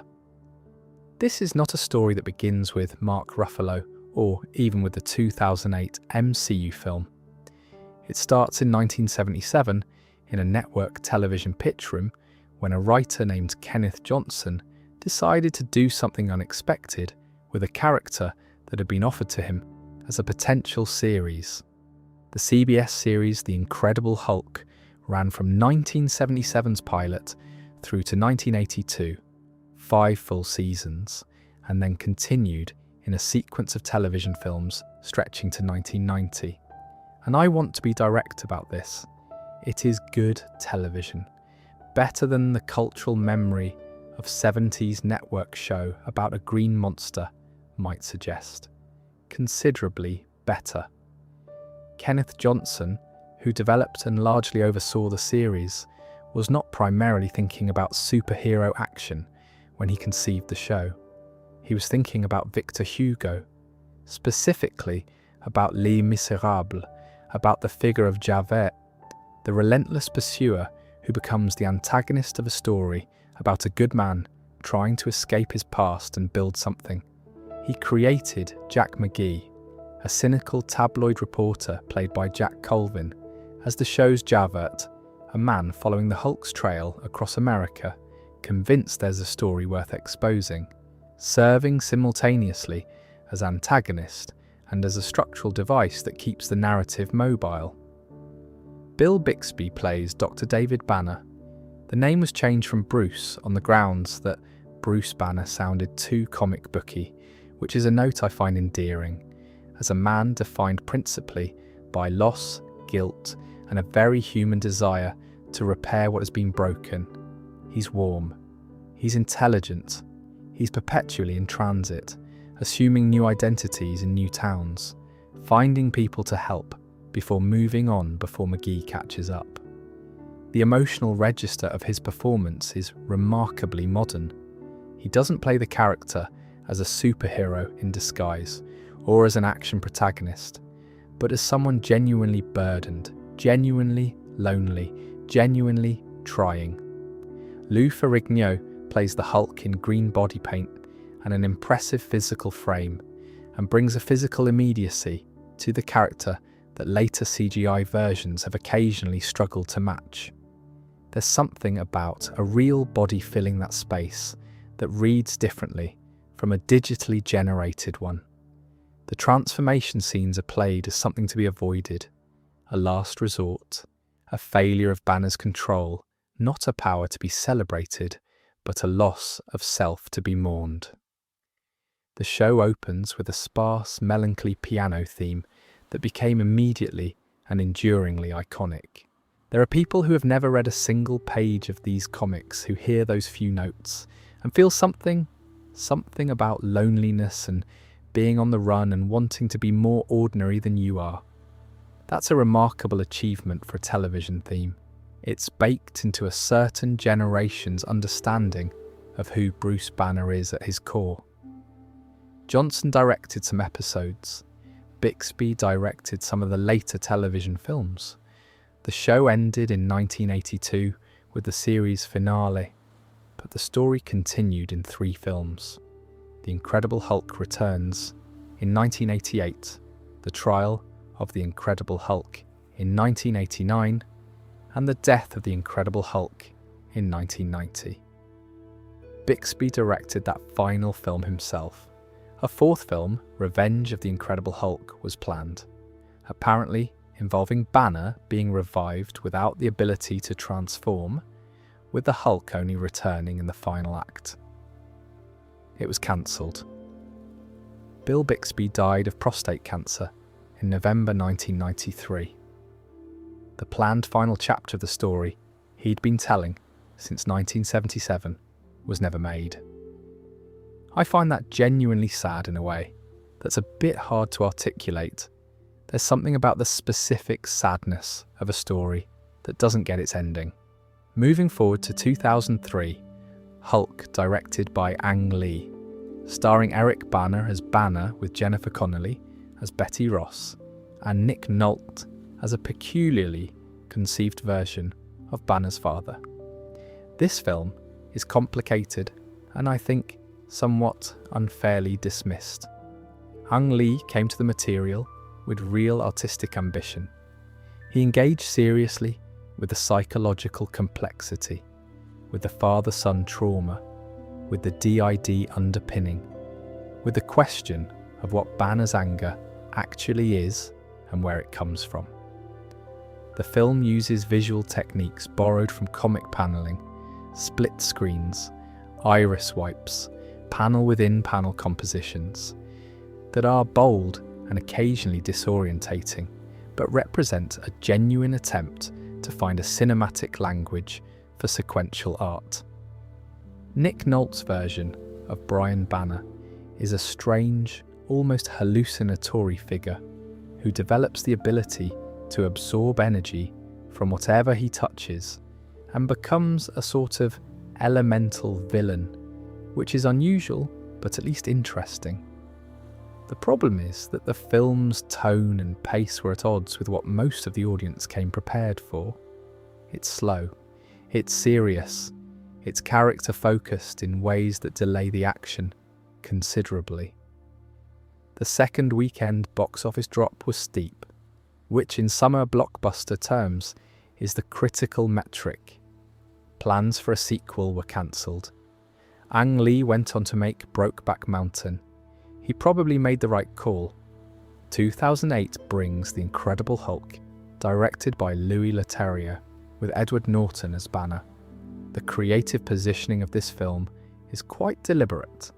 It acknowledges the 2003 film without continuing it, tells its own version of the origin through a brief montage during the opening credits rather than devoting the film's first act to it, and consciously aligns itself tonally with the 1978 television series. There's a brief, affectionate recreation of the Bixby era opening in those credits. Lou Ferrigno appears in a cameo as a university security guard. The lonesome piano theme shows up briefly in the score. Edward Norton's Banner is intense and guarded and intellectually formidable. He was a genuine Hulk fan who came to the part already familiar with the source material and had involvement in rewriting the script. His performance is excellent. Tim Roth's Emil Blonsky is also excellent, a soldier who pursues the Hulk's power with a kind of clear-eyed, undeceived hunger that's more interesting than straightforward villainy.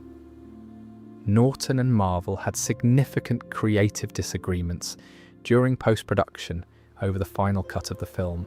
It's a story with several versions depending on who's telling it, but the practical result was that when the Avengers assembled in 2012, Banner was played by someone else.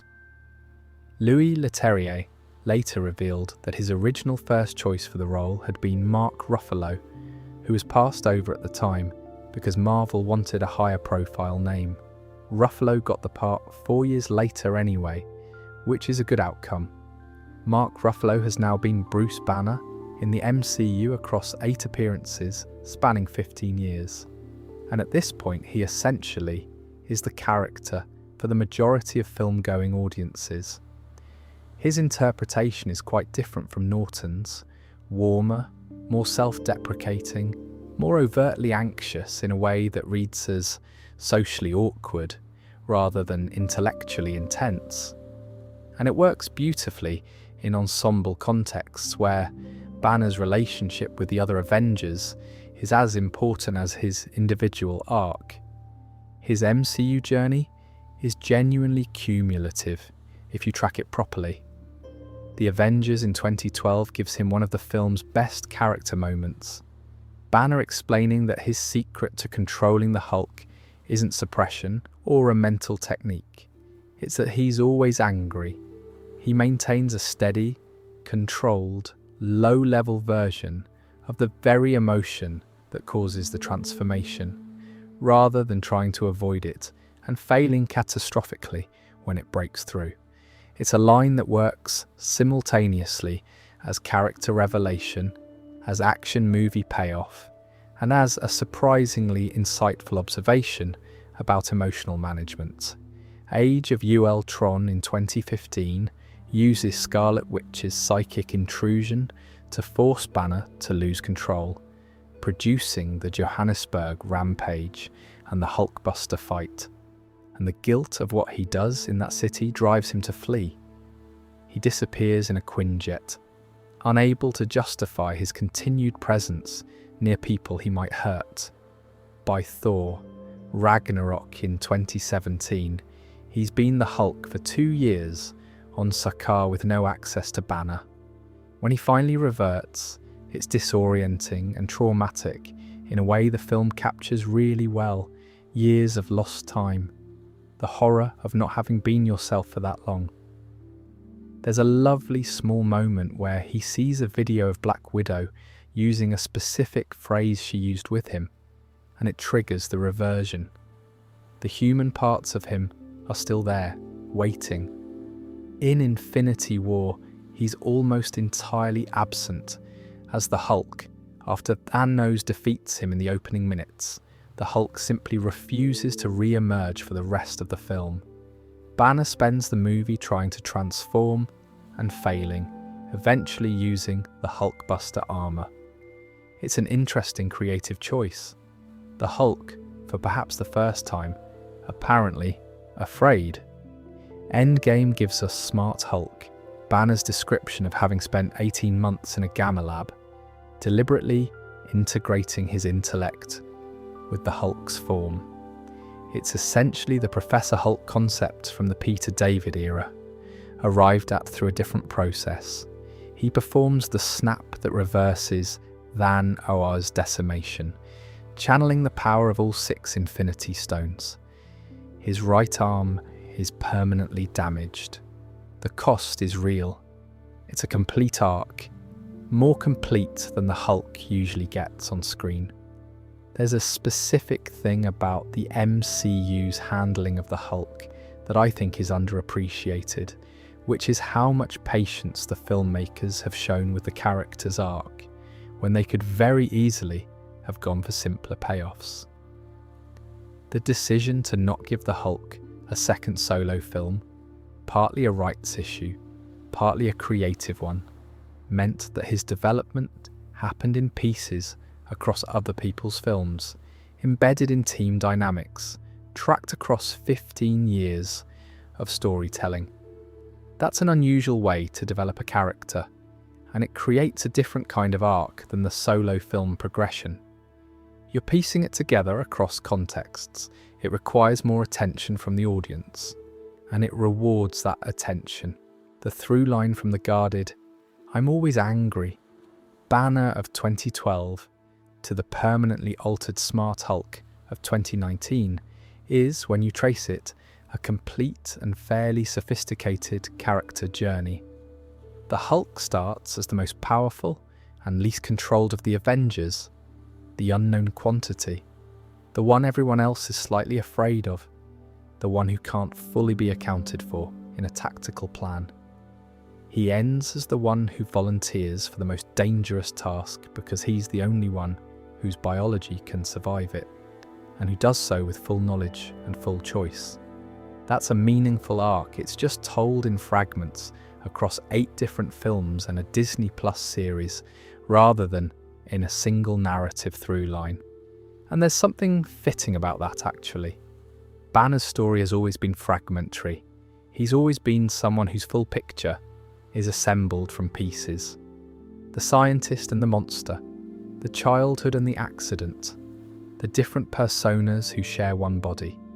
The MCU adapting that into a fragmented cross-film narrative rather than a clean solo arc might be more honest to the character than a conventional approach would have been. The Hulk. Jeff Loeb and Tim Sale's 2003 6-part miniseries, which retells the origin from Banner's perspective and focuses specifically on the emotional and psychological dimensions. It's set slightly outside the current ongoing continuity, but worth knowing about as one of the most acclaimed standalone takes on the character's inner life. It's quiet and beautiful, and very different from the action-focused stories we've been discussing. Just as a recommendation, since we're in this space, in June 2018, writer Al Ewing and artist Joe Bennett launched The Immortal Hulk with its first issue. The series ran for 50 issues, concluding in October 2021. It is, by a comfortable margin, the most critically acclaimed Hulk comic produced in the last 2 decades, and possibly ever, depending on your metrics and your starting point. It is also, fundamentally, a horror book. Not a superhero series with some atmospheric horror elements. A horror book that uses the Hulk's accumulated mythology as its raw material, rebuilds that mythology into something genuinely frightening, and arrives at conclusions about what Bruce Banner is and what gamma radiation means that no previous writer had explored. The premise is deceptively simple. Gamma-irradiated beings cannot truly die. Every time Bruce Banner is killed, and he is killed multiple times, sometimes brutally, in the early issues, he comes back. The mechanism is called the Green Door. It's a portal in the fabric of reality, a passageway between the normal world and a dimension below it. Banner dies. He passes through the Green Door, and at night, always in darkness, always as the Hulk, he comes back through it.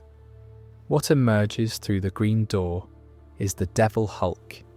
The Devil Hulk is one of the oldest of Bruce's internal personas, glimpsed briefly in earlier comics but never fully explored. He represents, Ewing establishes, Banner's desire for a protective father, the part of Bruce that wanted something enormous and powerful to stand between him and the danger he experienced as a child. He is not evil in the conventional villain sense. He doesn't have a plan for world domination. He is vicious, unsettling, and utterly indifferent to social or moral conventions, but everything he does is oriented in a fundamental way toward protecting Bruce. He is the father Bruce Banner needed and never had, made manifest in green flesh. Joe Bennett's artwork for this series is one of its defining features, and it deserves real attention even in a context where I can't show you the images. His transformation sequences, Banner becoming the Hulk, or the Hulk reverting, don't depict growth or shrinkage the way most transformations in comics look. They look like something being peeled away, like a skin being torn from the inside, like something terrible and enormous pushing through the available opening. The body horror is sustained and specific and genuinely disturbing, and it serves the story consistently rather than existing as spectacle for its own sake. Ewing expands the gamma mythology into something theological in scope. In his telling, gamma radiation isn't merely a form of electromagnetic energy that happens to produce mutations. It's a doorway, a connection to something older and larger than the physical world. The below place, the hellish dimension that exists at the foundation of Marvel's reality, accessible through the Green Door, is understood as the dark underside of creation itself, and at the bottom of it is the one below all, a cosmic entity of pure destructive impulse, the negative reflection of the one above all, who sits at the apex of Marvel's cosmological hierarchy. Brian Banner, Bruce's abusive father, dead for years, is in the below place, and the one below all is attempting to use Brian's soul as a vehicle to reach back through the Green Door, to possess Bruce Banner and use him as an avatar of universal destruction. The horror, in other words, is not external. The threat that the series builds toward isn't an alien invasion or a supervillain with a death ray. The threat is Bruce Banner's dead father, still trying to damage him from beyond the grave. now with the power of a cosmic entity behind him. The childhood trauma is literal hell. The violence of the past is supernatural, and it's all built directly on the foundation that Bill Mantlo laid in 1985 with issue 312. The series also places Bruce's DID at its absolute centre in a way that no previous run had done with comparable specificity. Ewing works with the established personas, Bruce Banner, the Savage Hulk, Joe Fixit, the Devil Hulk, as a genuine psychological system, referencing frameworks that people who actually live with DID would recognise. The internal dynamics between the personas are portrayed with care and emotional intelligence. The way they negotiate control, the way they protect each other, the way they disagree and sometimes conflict, and ultimately depend on one another. The series received letters, Ewing has mentioned, from readers who live with DID themselves, or who have loved ones with the condition, expressing appreciation for how it was handled. That's a meaningful response to a superhero comic. It means the work landed where the work was meant to land. Some specific story elements are worth mentioning because they demonstrate what the series is doing at its best.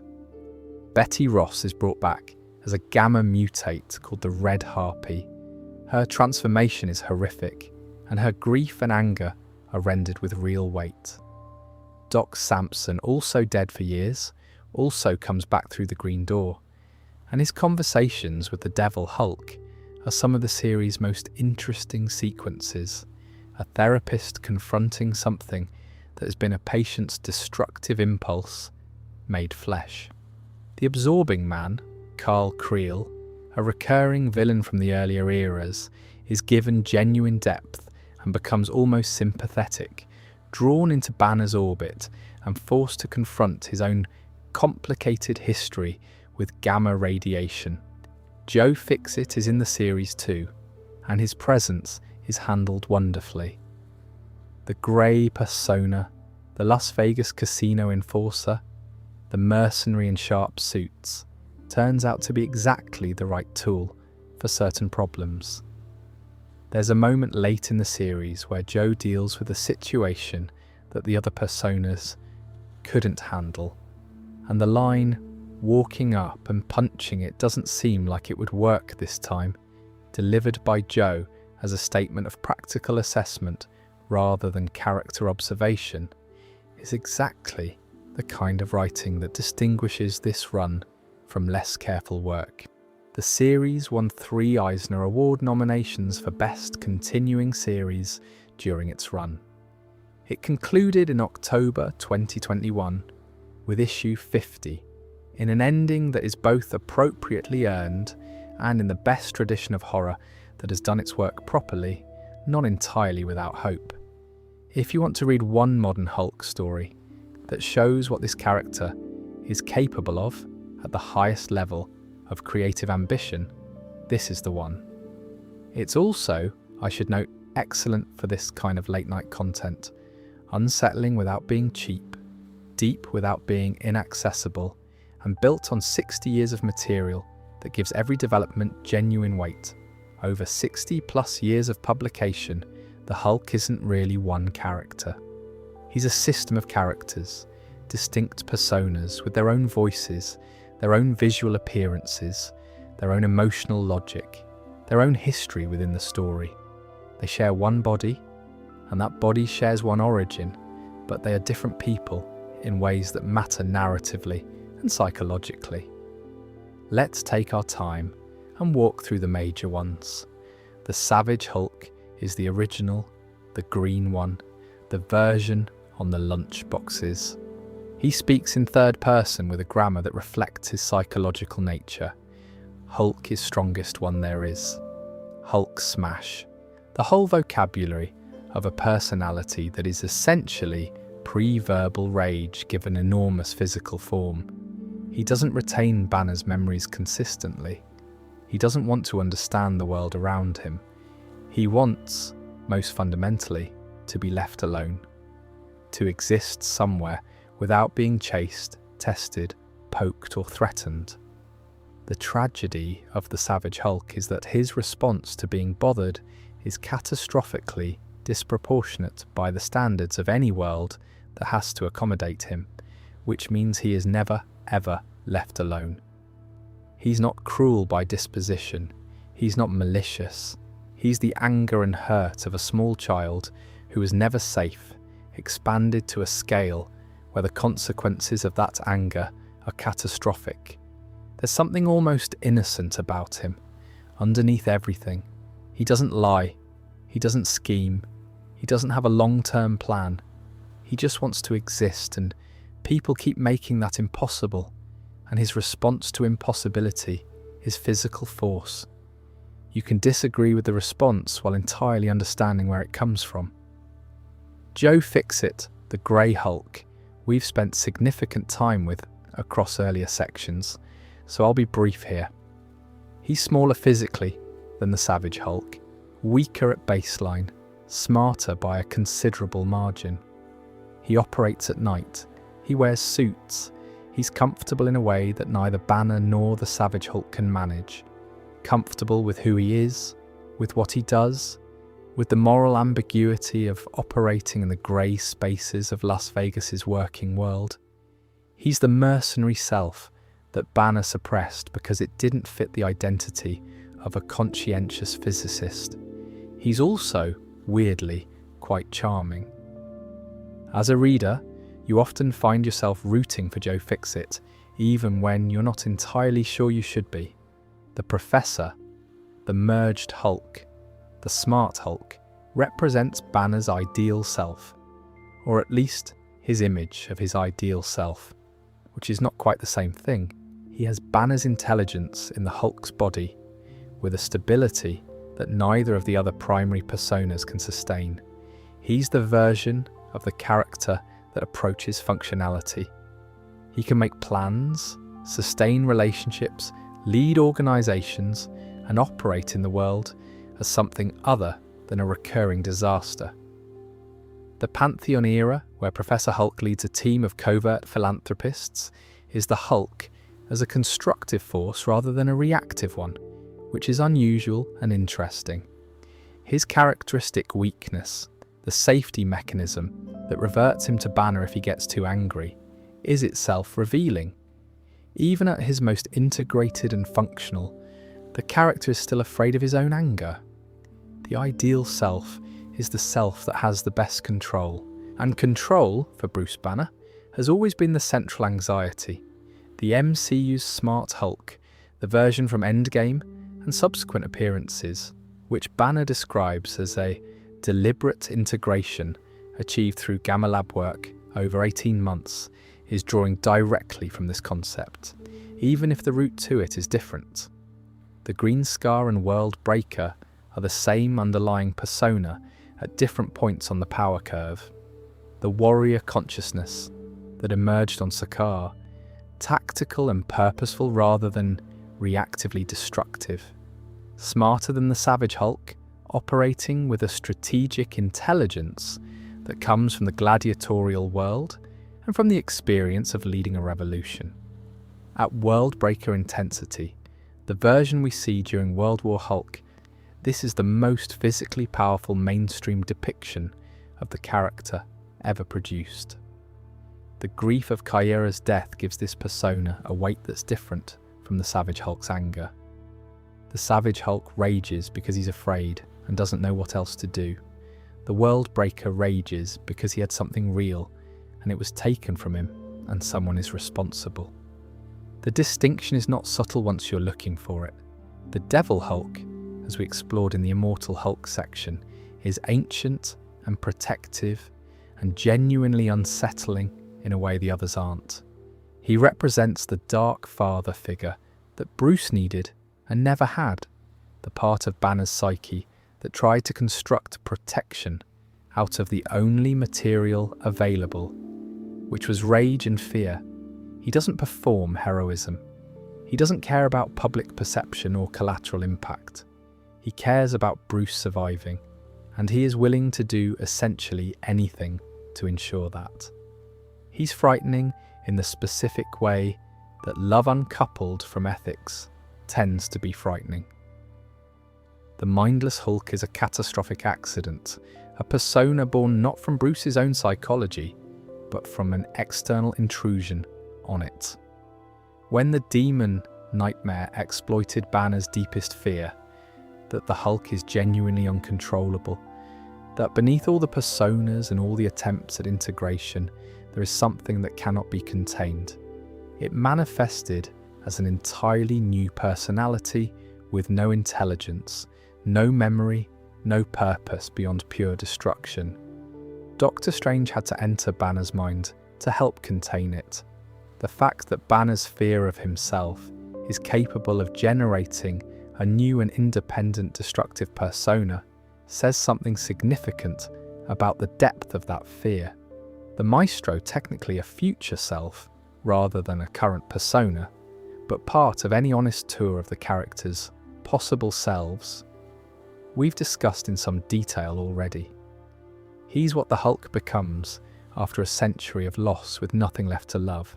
That's worth knowing exists in the map of possibilities. What I find genuinely interesting, looking at all of these together, is the emotional specificity of each one. They're not random variations on a theme. The Savage Hulk is unprocessed grief and fear and rage from a childhood that never felt safe. Joe Fixit is the pragmatic, morally flexible persona that develops when you learn you can't afford the luxury of strong principles. The Professor is who you want to be in your most optimistic self-image. The Green Scar is the self that emerges under the pressure of genuine purpose and genuine connection. The Devil Hulk is the protective darkness that you construct when no external protection is available. All of these are recognizable, not because most people become enormous green monsters, but because most people have some version of all of them. The gamma radiation didn't create these parts of Bruce Banner. It made them large enough to see. Now let's talk about why any of this has lasted. At some point in going through all of this, you have to ask the question properly.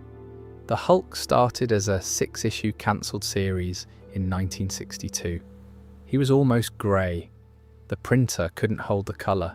He almost didn't exist as the character we know now. And here we are, over 60 years later, and he's one of the most recognisable fictional characters on the planet. He's in the highest grossing films ever made. His face is on an extraordinary amount of merchandise. Multiple generations of children grew up watching him on one screen or another. Why?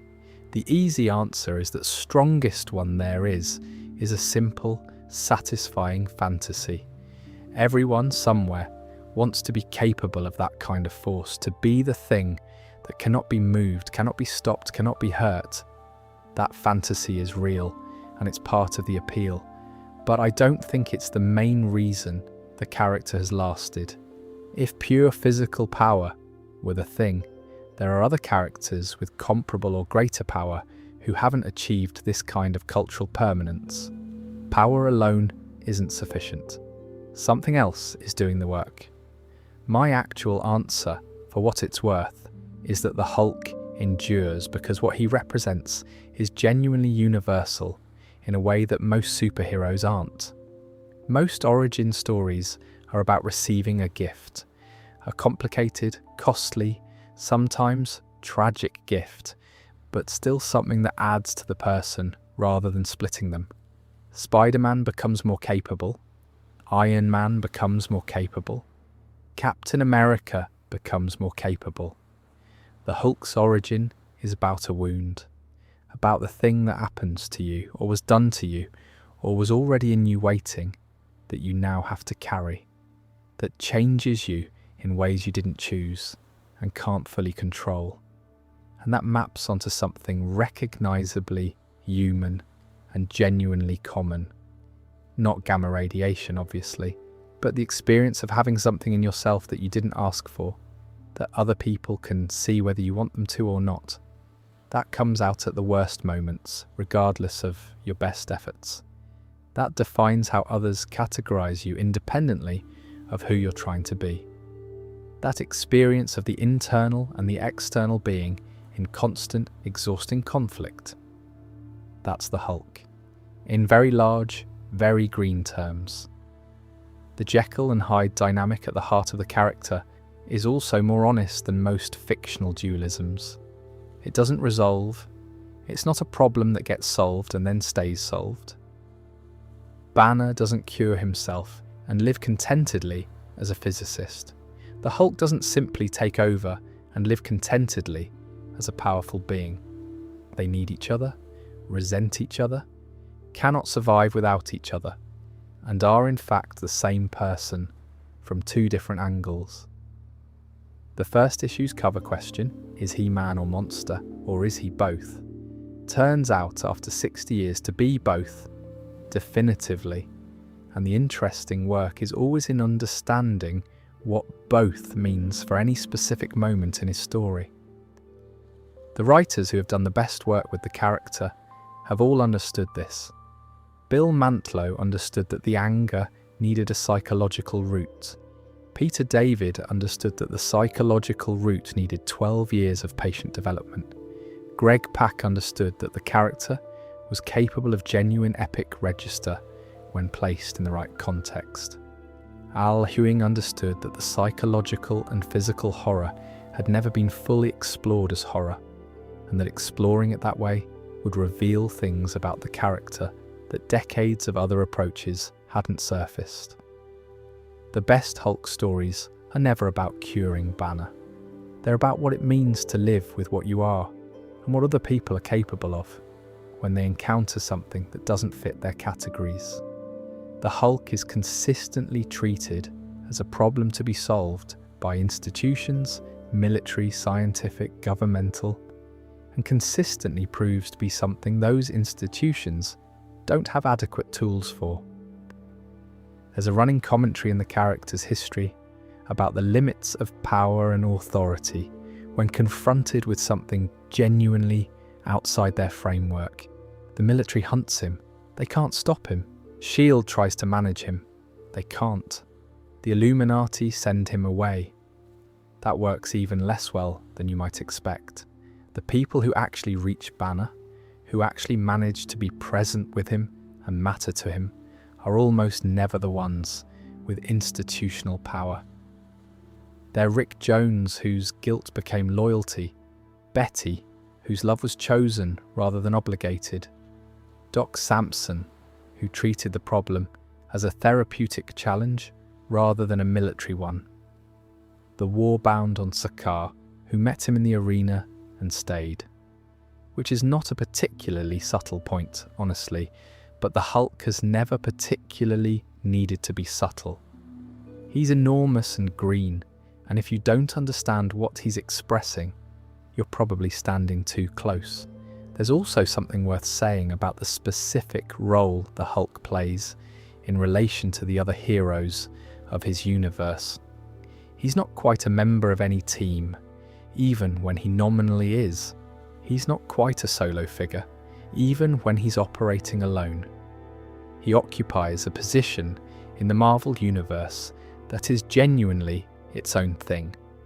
The figure that other heroes have to respond to, that the world has to accommodate even when it would prefer not to, whose presence changes the situation regardless of whether he's participating in the plot or not. The X-Men are marginalised for being mutants.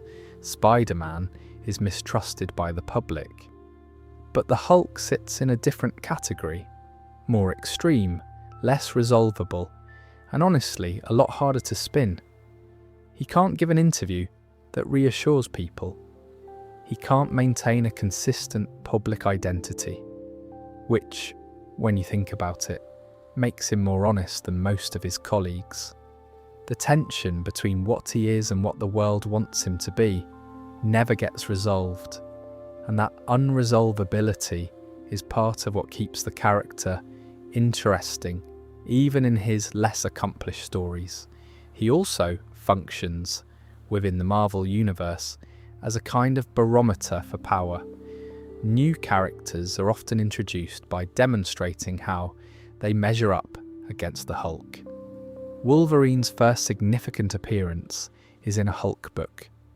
The Thing, standing as Marvel's other great monster, is perpetually complicated by comparisons to the Hulk. When writers want to establish that a new villain is genuinely serious, one of the quickest ways to do it is to have them not lose immediately against the Hulk, or to have them win. He's the measuring stick, the baseline of what enormously, catastrophically powerful means in this fictional universe. And yet, within all of that, the most consistent thing about the character across 60 years is not his power level, or his physical design, or his iconic catchphrases. It's the loneliness. Banner wants to be left alone, genuinely, simply, completely. The Hulk wants the same thing in a louder register. The tragedy of the character is that the quality that makes him genuinely terrifying, the enormousness, the strength, the uncontrollability, is precisely the quality that means he will never be left alone. He's too important to be ignored, too dangerous to be forgotten, too powerful to be allowed to simply exist somewhere in peace. 6 decades of stories have been built on that contradiction, and writers keep finding new things in it. So, that's the Hulk, or as much of him as we've managed to cover tonight, which is a fair amount. Though if you wanted to go genuinely deeper into every storyline, every creative era, every writer who took their turn with the character, you'd need considerably more hours than this, and we'd both need considerably more tea. Let me do a slow final walk through what we've covered, not as a recap designed to land points, but more in the way you might mentally retrace a long walk at the end of the day. Just a quiet revisiting. We started in 1962, with Stan Lee and Jack Kirby working in a specific cultural moment of nuclear anxiety and Cold War paranoia, drawing on Frankenstein and Dr. Jekyll and Mr. Hyde and the Golem and the figure of the sympathetic monster. We talked about the first issue, the grey-skinned Hulk who came out differently on every page because the printer couldn't hold the colour, and the quick executive decision that turned him green, and the Soviet spy named Igor who let the countdown run on purpose. We talked about Rick Jones, the 19-year-old whose recklessness started everything, and about how he spent decades staying close to the consequences of that moment.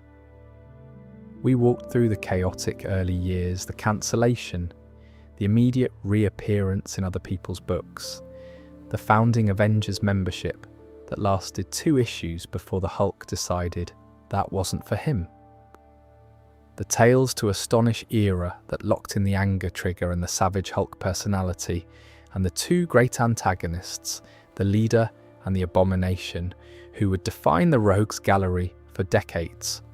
We spent time with the supporting cast, Thunderbolt Ross and the magnificent irony of his eventual gamma transformation, Betty and the rough trajectory the comics gave her, Rick Jones and his remarkable, improbable career at the centre of Marvel history, Doc Samson, who tried to help, Jennifer Walters, who received the same radiation and had a completely different experience of it. We talked about what Bill Mantlo did in 1985 in a single issue by giving Banner a specific and terrible childhood, and how that retroactively explained everything that had come before while opening up everything that came after. Brian Banner and what he did to his son.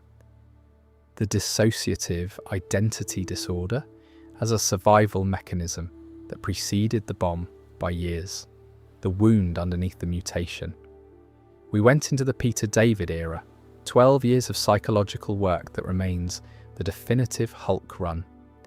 Joe Fixit in Las Vegas, wearing suits and working for a casino owner. The grey mercenary in a character's history of green rage. The professor, the merged self.